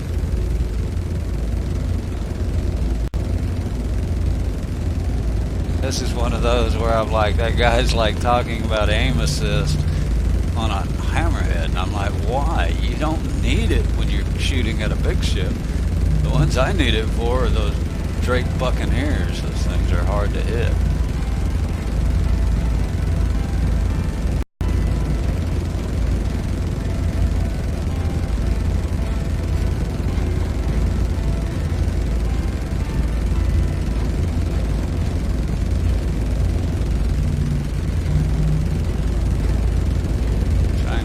Other guys on the far side of me, because they'll tear me up faster than this cat will.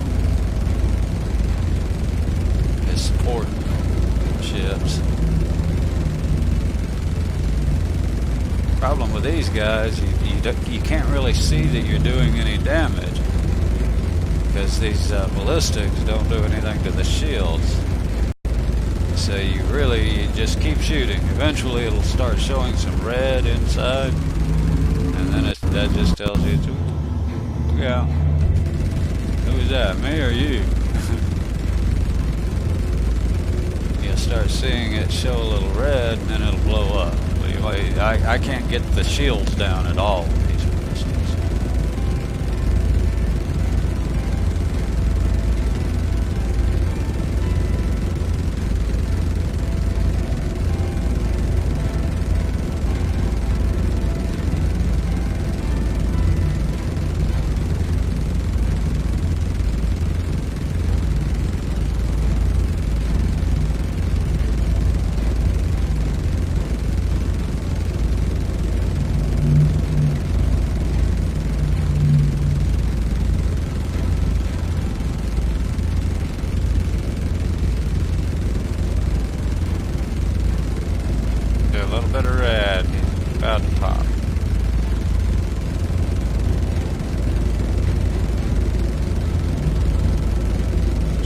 That one fin always shows red first. About to pop. About to pop. There we go. Now we're showing some red on the main body.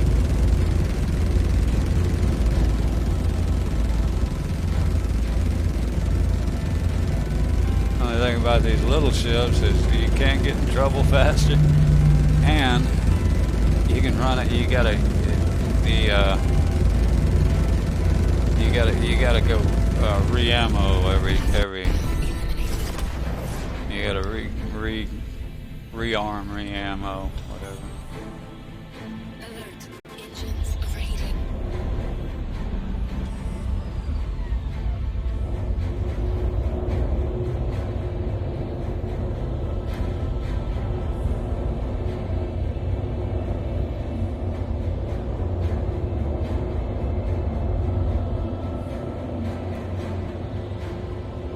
Yeah, I don't know how much you have, but I'm almost out of ammo on my bigger gun, the Revenant. The mantises have plenty, but at that point I gotta go refuel and rearm. And I wonder, last time I played there was an issue. But there was an issue, her 5 here, I think it's her 5.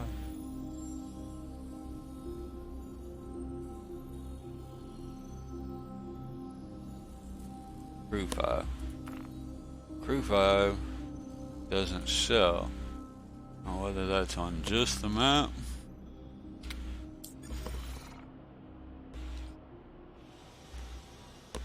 or it actually isn't there, I'm not sure. I'm hoping it's there so I can refuel there.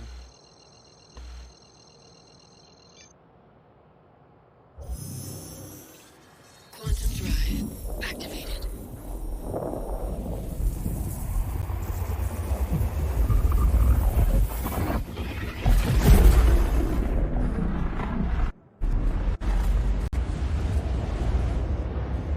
Boy, well, the RAM went down, but it sure didn't help my staticky whatever.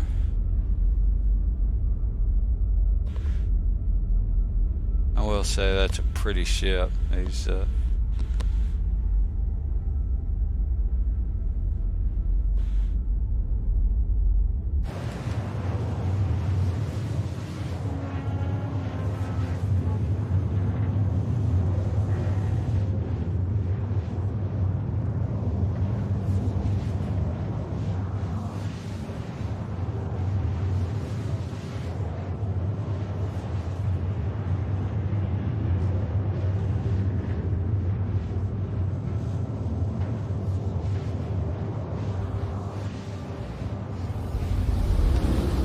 yeah, the RAM certainly went down. That's more like what I would expect to see on my RAM than at Levski. There was definitely something going on, loading more or something this patch. It may be a patch thing as opposed to anything else. Deactivated. Hopefully.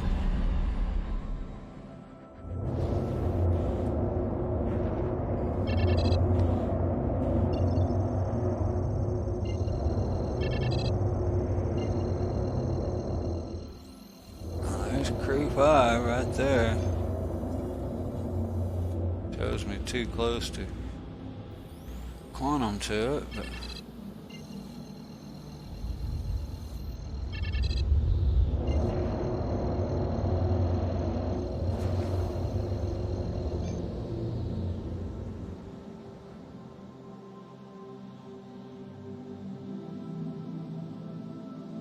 definitely showing it to be there.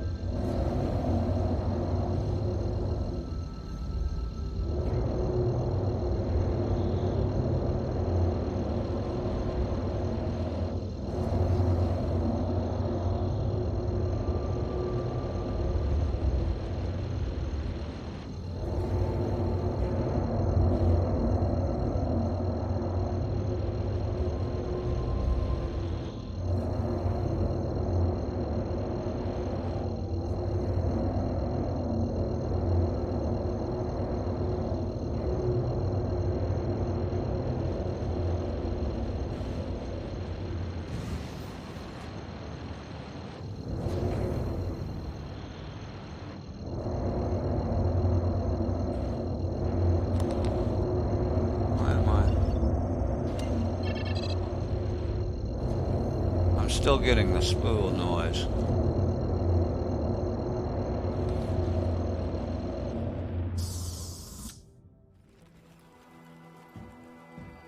Still getting the beep beep beep beep beep like I'm spooling and I'm not.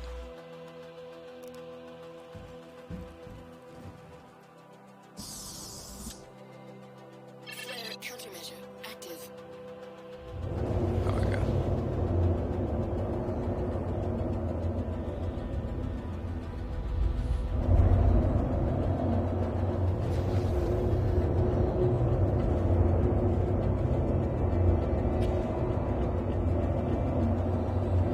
being overly picky, but that's me. It can only be attributable to human error.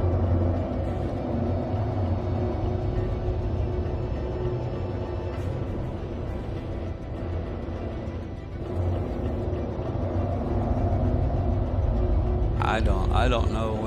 Heck, I've only been here once or twice. And I can't tell you where the landing pads are at, that's for sure. Usually you can hail from the time you get in the... once you hit Armistice. Please proceed to assigned landing bay.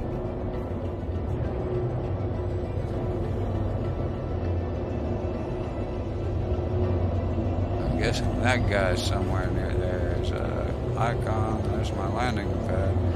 There's one of these. These just, I don't know why they, I mean, I guess it's randomized or whatever.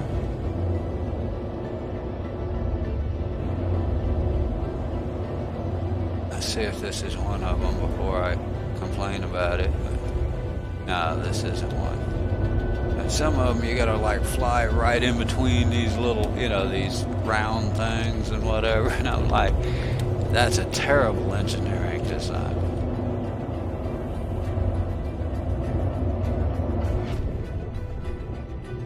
Boom. Okay. Fella blew up.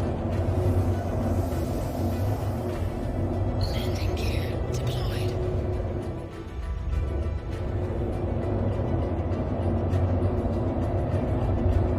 Like fuel and arm.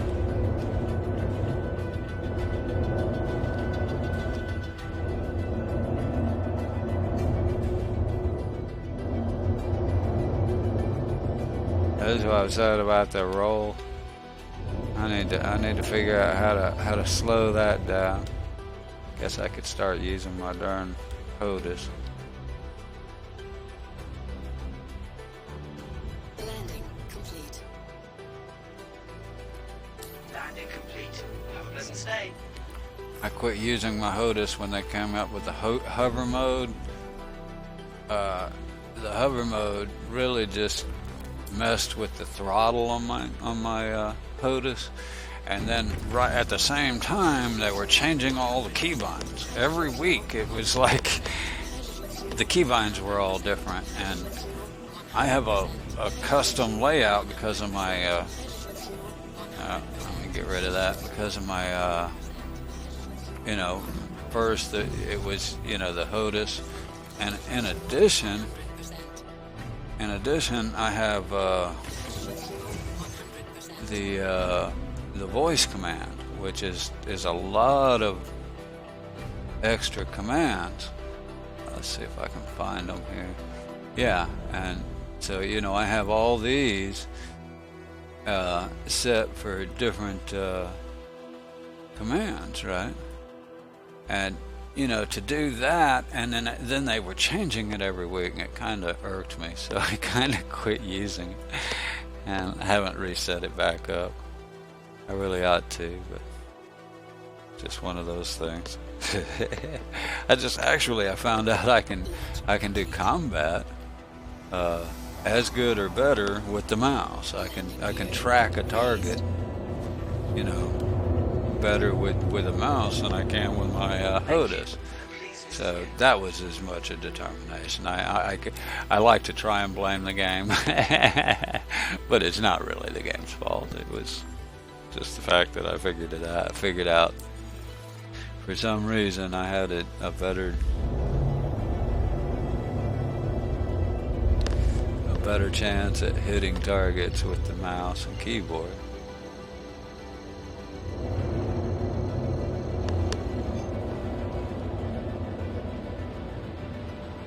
Quantum drive activated.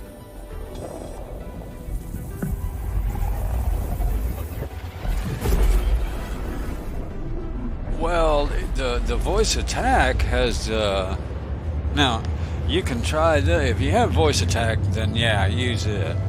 I use the one I use is voice macro, and it's basically the free version. It'll do pretty much everything that voice attack will do. I mean, this is it. The setup looks a lot like it, looks almost identical to it. I've used voice attack. They have a free version you can try, and I've used it. But this one will actually do more than the free version. It has all kind of stuff you can add, sounds, speak text, things like this. Like this is your actions for that command, and it'll tell you, So yeah, this one will do the same, but the main difference and the premium difference is going to be that you don't have the pre-made profiles and things. You gotta set it up yourself. You have to do everything yourself, one command at a time, which is I kind of like to do anyway, so that wasn't a problem. Took me a while to get it figured out. and I've worked on it, a month or so after I got it. It took me a month or so to actually get it all working right, but it's basically the exact same thing as voice attack, but it doesn't have all the sound packs and things that you can get with voice attack. So voice attack's better for what it does, but it's specific for gaming, right? So it's probably a better choice for most people. There's a lot less documentation and things like that on that voice macro program. So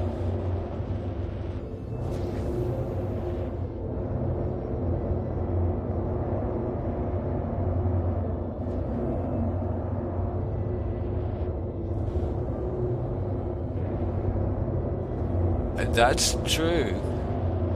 Well, if you're used to setting up commands in voice attack, you might try that voice macro. I think voice attack may still be better even if you do it yourself. It's probably a little more user friendly, and that voice macro isn't necessarily designed specifically for games, although it works perfectly well. I use it. I use it for, I tend to use it for the gear, to raise and lower my gear, because like now I'll be flying and got a couple of fingers already on keys and don't want to have to move my fingers or whatever, so gear. Transitioning gear. So that's one of my commands. But the main thing I love it for, and that I use it consistently for, is all the emotes. You have to set up keys, keybind combinations, which I even made a second or a third modifier key, and so it's a two-key combination for most of them. But I love it for the emotes, wave and that's what I use it for mostly, that and the gear. But it's great. It's a great. It can be, but I've gotten to at this point where I'm not real. Nice. Look at that. Hanger free that's perfect for you. What bothered me is like voice attack. You gotta install the the key. You gotta replace all your key commands with their key command profile, and I didn't want to have to do that. It's the same with that other Game Glass. The only way Game Glass works basically just like voice macro. So you have to use their profile. So then you have to replace all of your custom keys on top of their profile. And, that's alright if you can do it once and it stays. But unfortunately, you know, given the alpha state of this game, you're gonna have to redo it 2 or 3 times, and you know that can be a problem.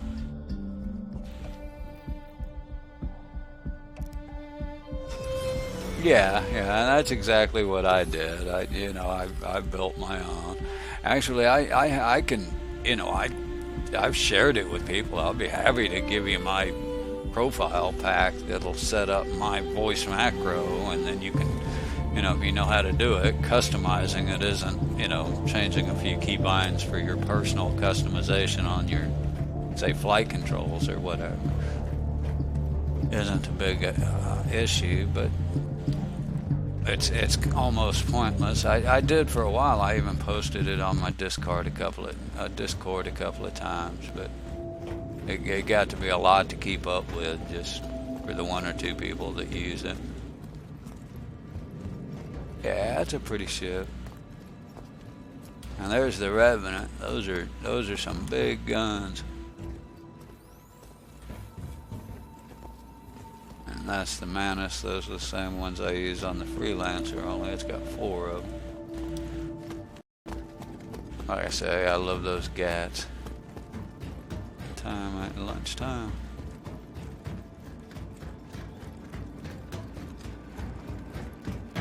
Let's see. I already fueled it, didn't I? So I don't need that. I really just do another one. Where am I at? A bunch more to buy if I were gonna buy.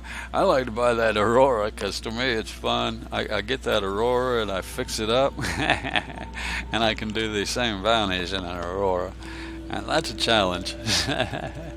They're actually tough as far as getting hit. They'll take as much damage as that thing will as far as just being hit, but 4 size 1 guns take a minute. Just no way around that.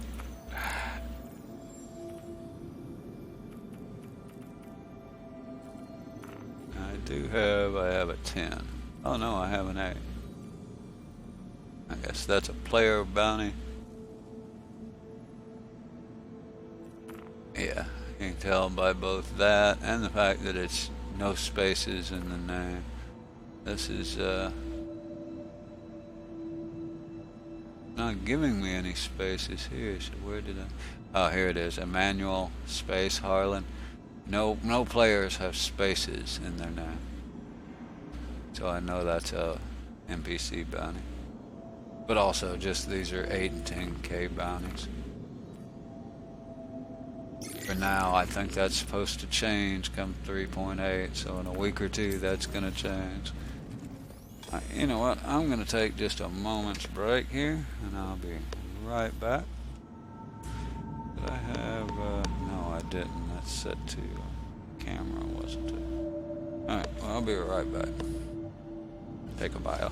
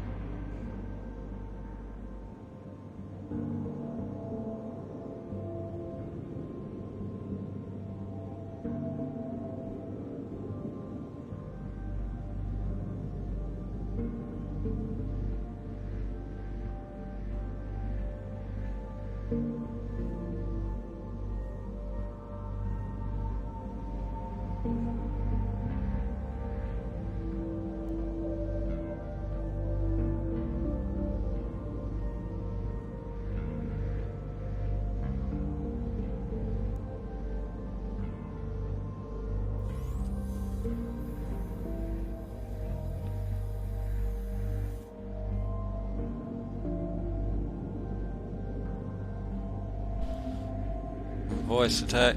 Well, yeah, and ED is complete too, isn't it? I mean, you know, in other words, I can see why a company, you know, same reason I kind of quit with the joystick, because you know, a game still in alpha is bound to change, right? It's a given, you know, whereas ED is a completed game. They're still adding to it, or they were still adding to it. I never played Elite Dangerous, to be honest.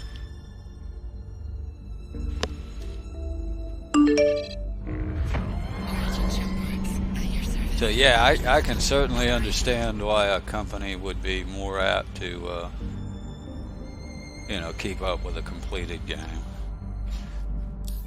Changes are going to be a lot less and a lot less drastic. I mean, we literally, they're one, like, what was it, 3.4 or 3.5? They were changing the actual keybinds around when they added the Y key for getting up. Yeah, that threw me for a loop. That was kind of crazy. I was like, wow. Landing gear raised. You fly safe, okay? So yeah, I can kind of understand voice attack not fully supporting this game yet. They will, I'm sure. Whenever things get to a more final state, they'll certainly do it. But it's the same with Game Glass too. I mean, you know, they have profiles.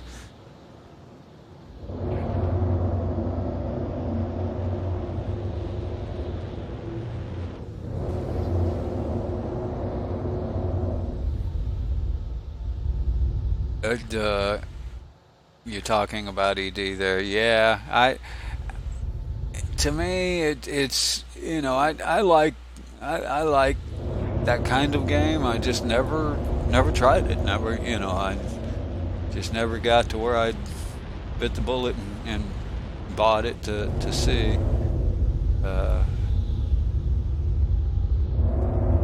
You know, the one thing that kind of put me off on it was, you know, that you're basically a ship. You don't really have a character, you know.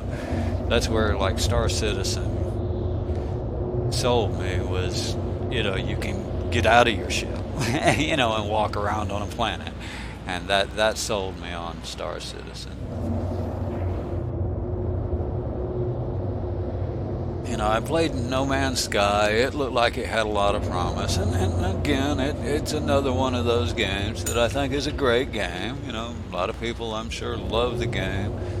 The cartoons are you know, or not cartoons. The graphics are, to me, a little bit anime or cartoonish like. They're and that's fine. There's nothing wrong with that. That's just not my preferred graphics. I like more realistic graphics.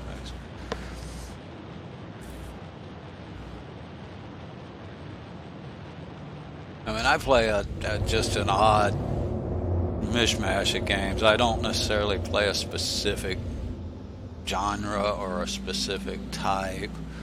I tend to like anything that's open world and not just open world, but non-linear open world, and anything with cool graphics.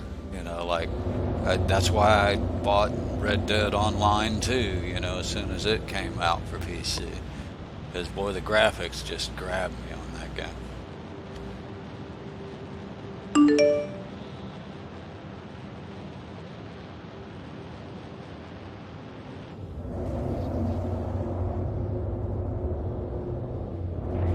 yeah, and it plays that way too. I mean, it for them and what Rebel Galaxy Outlaw, which is another one. Actually, that was a fun little game. If you just want a little space shooter kind of, Rebel Galaxy Outlaw was pretty fun. It's cheap, so that helps. And it's worth the cost just because it's a fun game. I spent a while playing that one. Not sure how much replay value it'll have because it's kind of open world, so it's alright for replay. I haven't played it since the original. I played it pretty much all the way through in 20-30 hours probably. I don't know if I've played it. I haven't played it since. But yeah, No Man's Sky, I played it for quite a bit. I mean, I enjoyed it, but it just, and don't get me wrong, it's got some beautiful scenes. The graphics are beautiful, they're just not the kind of graphics I like. Like you say, they're comic book style, and there's nothing wrong with that. There's a lot of people like that, anime or however you say it. But I don't, I'd rather have more realistic terrain, the terrain type graphics. Red Dead 2 has some great graphics and some great immersive feeling. I mean, you ride through, what is it, the one biggest city they have, Saint Denis or Saint Denis, if you want to say it correctly, because it's supposed to be like the French Quarter in Louisiana. You ride through that at night on your horse, and you really get the feel. I mean, the gas lights on the street, and they did an excellent job with the graphics in that game.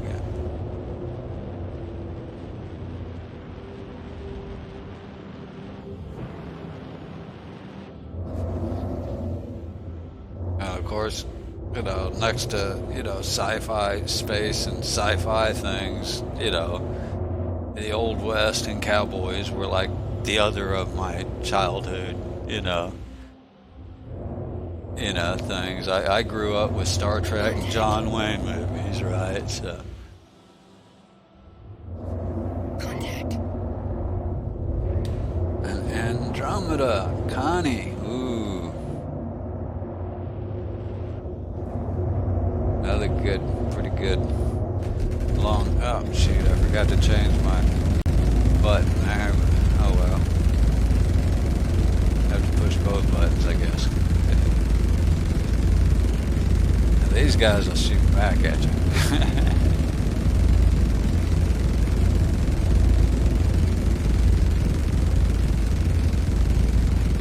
Yeah, I liked him in No Man's Sky, and it came out with a lot of bad whatever publicity, and I never really got that. I mean, I pre-bought that game, and I never got that they were supposed to be, full multiplayer or any of that. When it was what I expected when I bought it when it released, but it just wasn't quite there with. To me, it just wasn't that immersive because of the graphics. It was a fun game, but it wasn't quite as immersive as I hoped.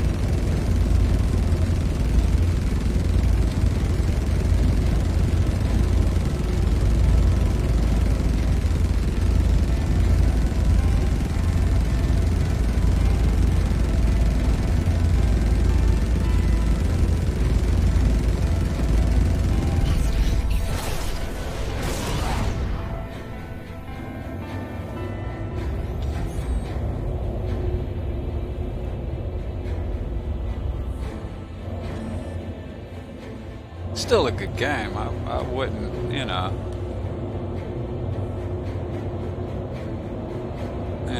I wouldn't necessarily promote No Man's Sky, but I certainly wouldn't say don't buy it either.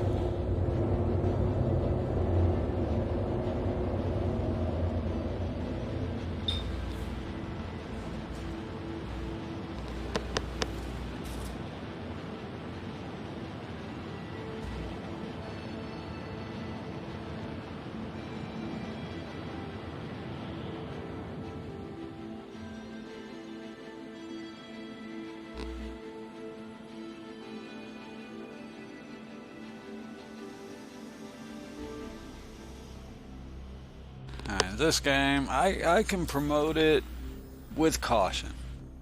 I would be willing to tell somebody, if they're interested in this genre, and they like high fidelity, high-end graphics types games, yeah, it's a definite, definite purchase, but understand it's not a completed game yet, and sooner or later, at some point, you will get frustrated with the game.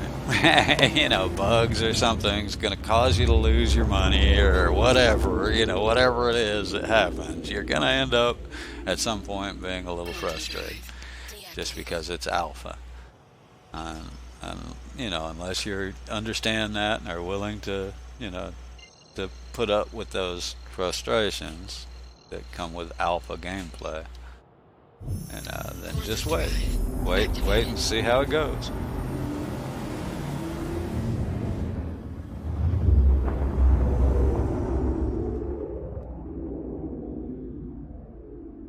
Me personally, I've had great fun, and I've spent a fair amount more than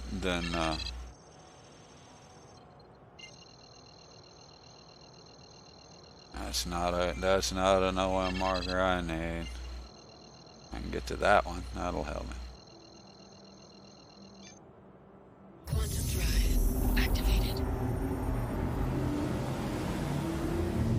I don't know how many times I've, trying to go do trading, disconnect or whatever, has lost all my money.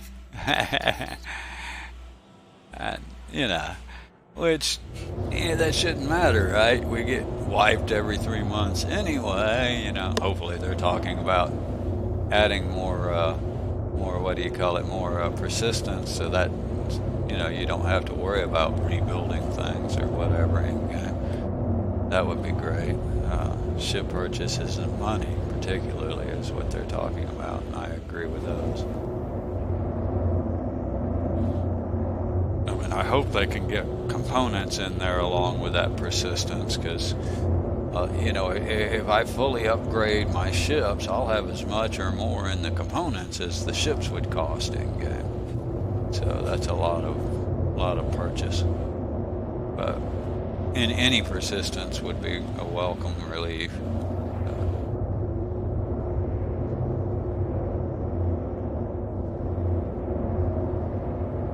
But at the time, it's frustrating. If you're up to 150K in credits and then get disconnected because of a 30K or something, and you're back down to 12 credits, that's frustrating. It can be a frustration, and that's not as much fun. So, you just have to understand it's an alpha game and be willing to accept the issues that come along with that. I play a lot of alpha and pre-release. That's actually, I have a Steam account, and that's the only reason I even got Steam, was because of a couple of games, namely what is it, Galactic Survival, Empyrean Galactic Survival, which I played the crap out of. That was if you like the building kind of space game, ouch, then yeah, the Empyrean Galactic Survival is a pretty good one. They're still out. They're still in early access. And it's not near the fidelity that you have here.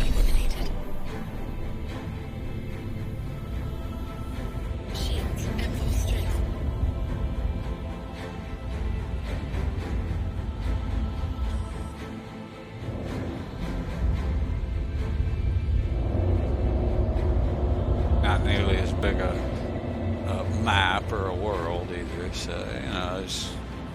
it's nothing in comparison to this game, but it's a good fun game, especially the fact that you can build your own ships. It does a lot for me. That's kind of fun. And they did something a little different than I had seen in other games. I'm sure they used it in other games, and that's they have you can literally, let's see, I might could do OM markers. Yeah, I'm not in that big a hurry. They have blueprints. So say I design and build. They have a fairly complex crafting system, including ships and components and everything that go with that. And say I craft a hopefully I won't run into an asteroid here before I get there. Say I craft a spaceship, I can save it as a blueprint and share it, and then other people can build the exact same ship. They still have to supply all the correct materials, but they don't have to place block by block. And you can also, say for another playthrough or a different game, you can build your ships in single player, for instance, or even in creative mode, and then you can save that blueprint and open it in an online game or whatever and build the ship without placing single blocks at a time. Those are pretty neat.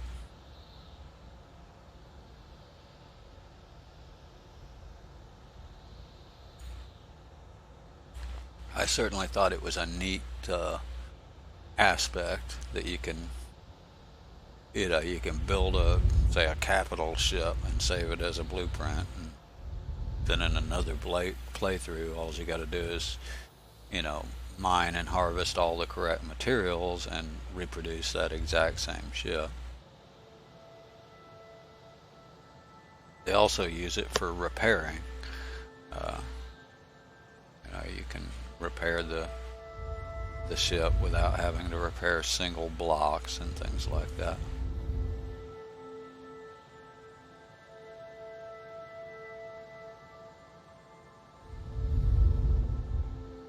But it has a little bit more survival mode kind of thing than say Star Citizen does, at least right now. It's a great game, just like I said, it does have a bit of a survival aspect to it, particularly in the early game,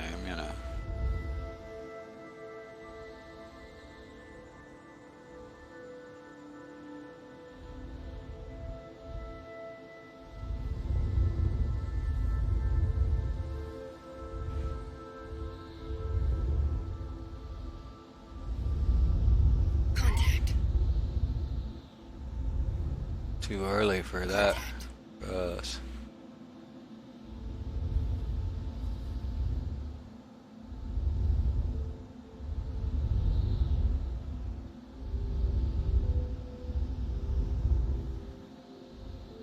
Actually, I guess in some ways, Empyrion is what kind of convinced me to buy Star Citizen. I was playing Empyrion pretty regular, but I'd played it a good bit. I had basically played it out and was looking for some other kind of space type game, open world space type game to get into.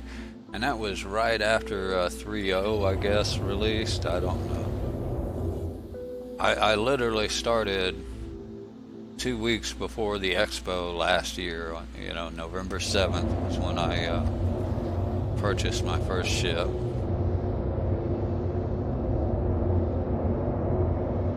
Or package, whatever you want to call it.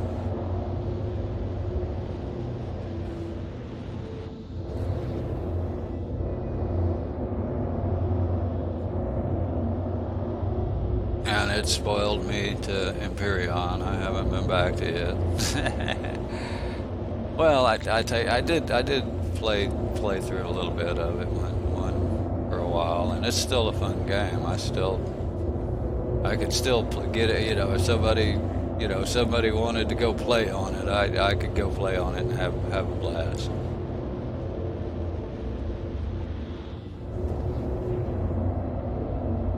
But it's changed since I played it. They've had several good big patches. Quite a bit's changed. Might be worth revisiting soon.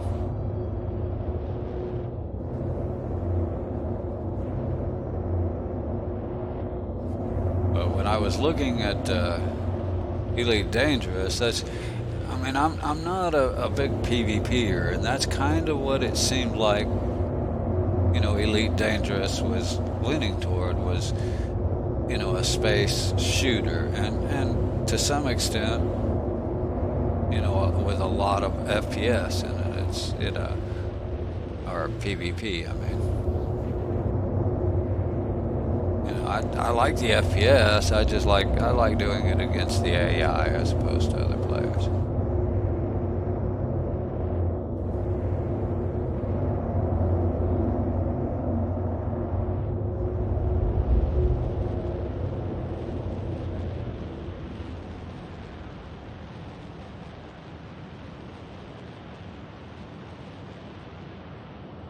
Contact.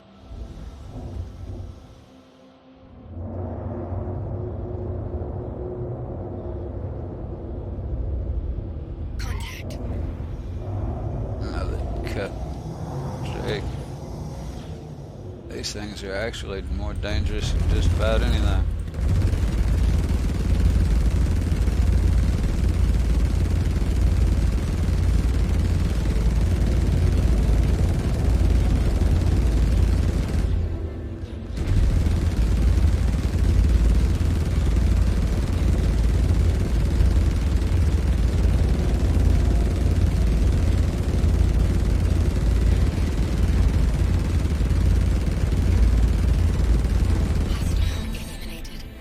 They're easy to kill.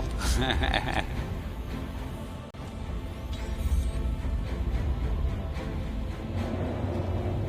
probably...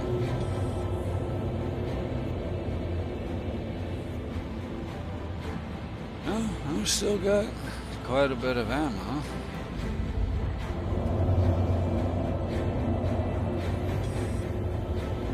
Do another one.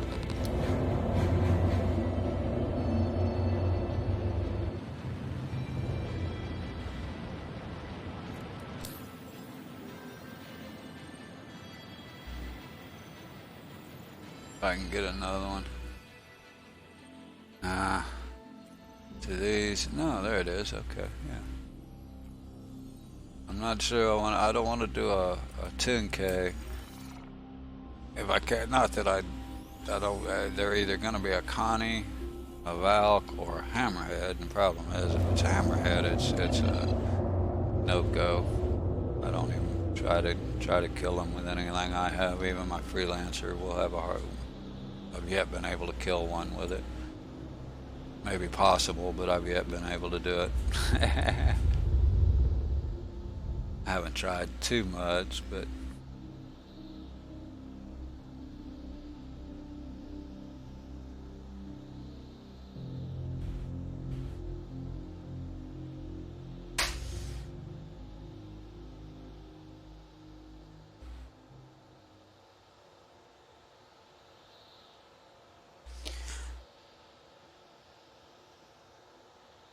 I'm just hoping I don't end up having to upgrade my system to play this by the time it's complete. I probably will.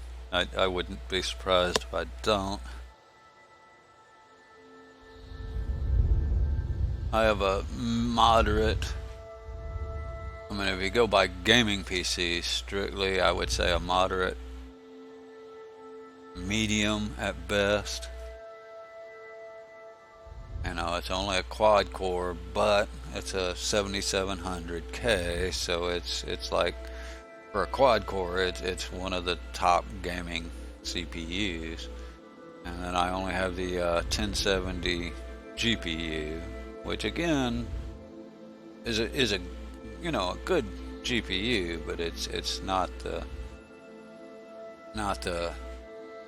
you know, upper end quality. right now it does fine with this game. But figuring it's going to be another couple of years, I'm not sure I'll be able to hang with it. A lot of games, actually, Red Dead 2 is harder to play for me than this game. I get better, I get better FPS, but my GPU is, I have to lower the settings on RDR2 to keep my GPU from being just capped the whole time. Not that it'll hurt it, and temperatures are fine and all that, but I don't like that. That's when issues happen, crashes or whatever. If something's sitting at 99-100% usage, then things don't necessarily always work right. I'd rather lower the settings than push the GPU that hard continuously.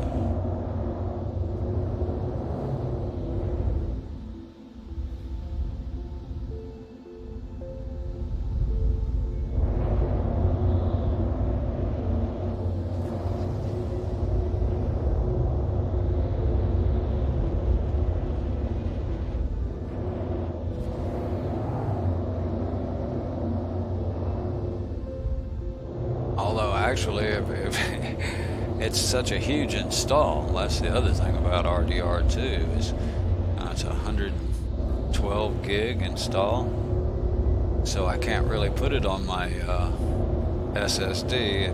I certainly can't do it with Star Citizen. I have just a minimal size SSD. I need to buy it. That's actually the first thing I need to buy is a bigger SSD. The one I have would be perfect for the OS by itself, which would be great. Isolate the OS on its own and then have a separate one for gaming.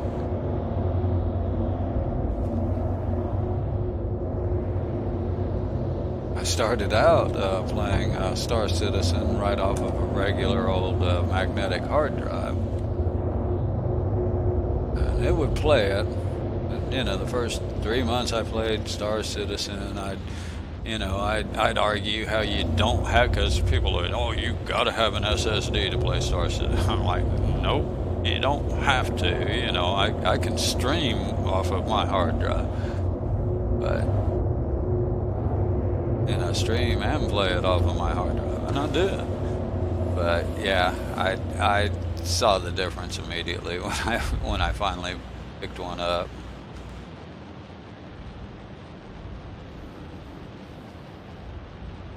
I built this PC a couple of years ago, and I'd always planned to have 2 SSDs on it. Okay? There we go.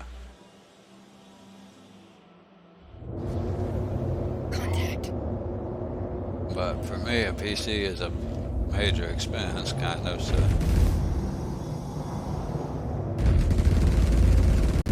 I had to build it in stages. I actually built the main PC and had to wait 4 months, I think it was, before I could even afford the GPU.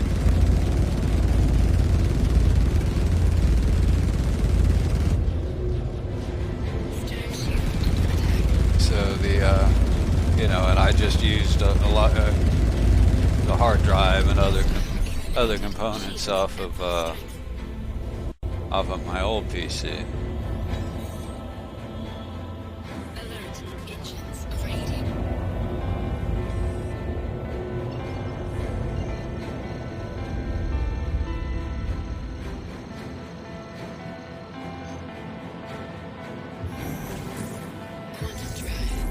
Frankly, the SSD up until, say, Star Citizen and maybe RDR2 wasn't really a necessity. I mean, even now, it's not like I get better FPS or anything. I can play it right off of my hard drive and get very similar performance in game. I mean, is what the SSD seems to be really good for, like Star Citizen especially, because, you know, they're actually building it with the thought in mind, you know, of an SSD. And I'm guessing so did Red Dead 2, and probably, come on. You know, a lot of the new games are doing that as well, you know. But even still, the only difference you'll really see is that it'll load a lot faster, and you just have less crashes and stuff. I mean, I tended to have a lot more crashes, disconnects, and desyncs playing it off of my hard drive. Playing with other people was hard to do. I mean, I would, you know, I would crash and they wouldn't, you know. I'd disconnect and they would. And, you know, yeah, that hard drive, that SSD does make a big difference when it comes to those. Just flash it.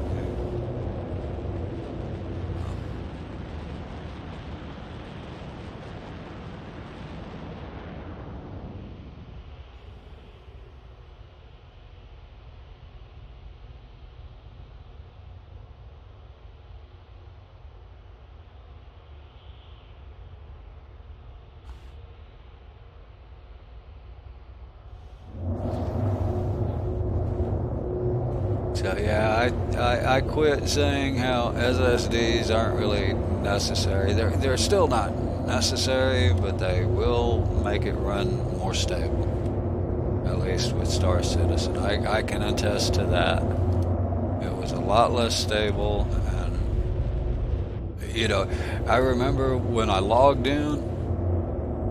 I mean, you know, like at Hurston, you'd log in, you'd go to the elevator, and the elevator wouldn't be there. And you'd literally have to either wait a couple of minutes and then try the elevator again, or kill yourself and let it respawn the halves to get the elevator to show. And now I don't have that trouble. You know, now I load in faster, and when I get to the elevator, it's always there. Like I say, it doesn't seem to give me better FPS, it just seems to be more stable. Now, part of that's probably because of being an alpha, I guess. RDR2 runs stable and good on my PC, you know, but it's on my hard drive. Did I not get a...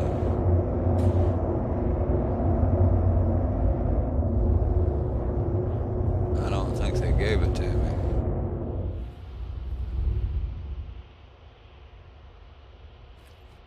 But I'm guessing it would run a little better. Right. Okay, see, I'm at 112. I'm getting there. It won't take me long. By the time I get enough money to buy that.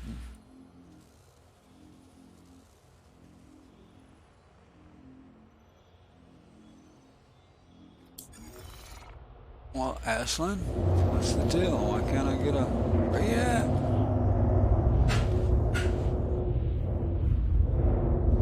Is that the same guy that's been there? He was there the last time I came through here, I think.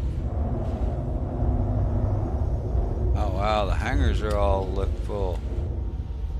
I wonder if everybody else is standing around here waiting on hangars. 50%.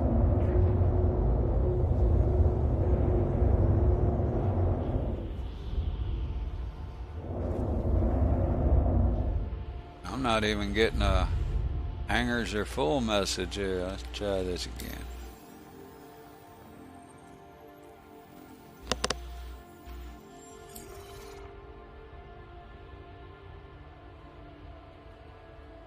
Huh. Be that way.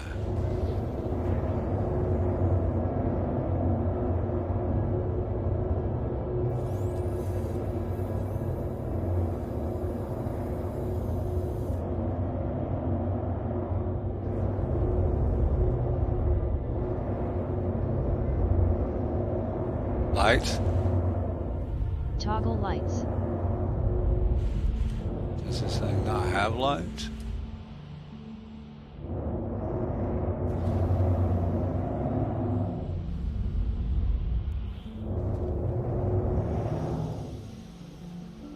there's the hallway there. Or the walkway.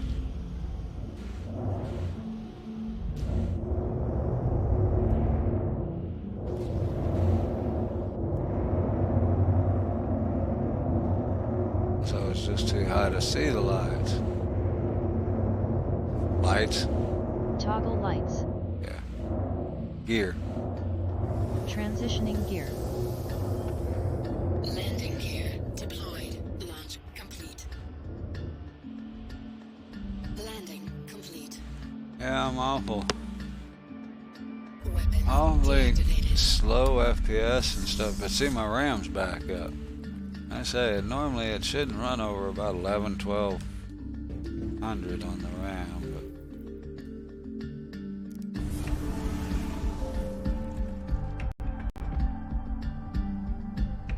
but I shouldn't be dropping into the teens either.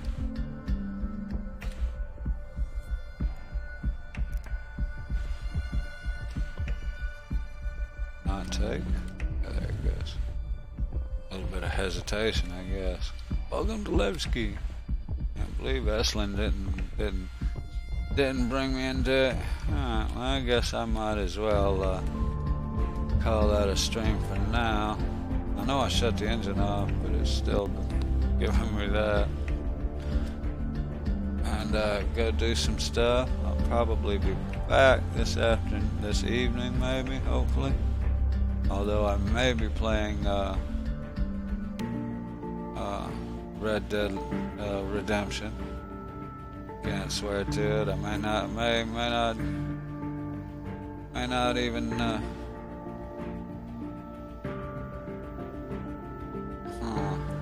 let's see. Anybody? Oh wait. Yeah, might be doing Red Dead Redemption.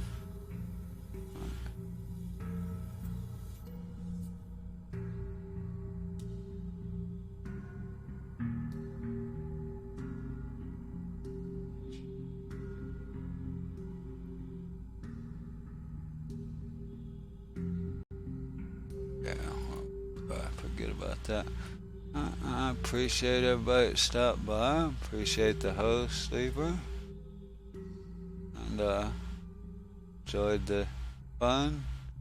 Kind of my return to Star Citizen and streaming after the Thanksgiving. So that was cool too. I had an interesting Thanksgiving and kind of glad it's over. Looking forward to Christmas now. That'll be cool. Go finish putting the lights on the trees that the grandkids forgot about. And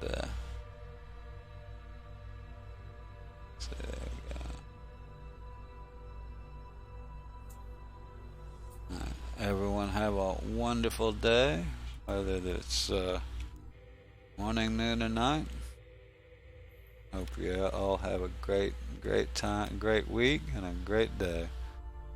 And I'll see you soon. I usually stream around early, from 4 hours earlier than it is now, till usually a little later than today. I will admit I'm stopping early, and sometimes I stream in the evenings and weekends, but mostly through the week.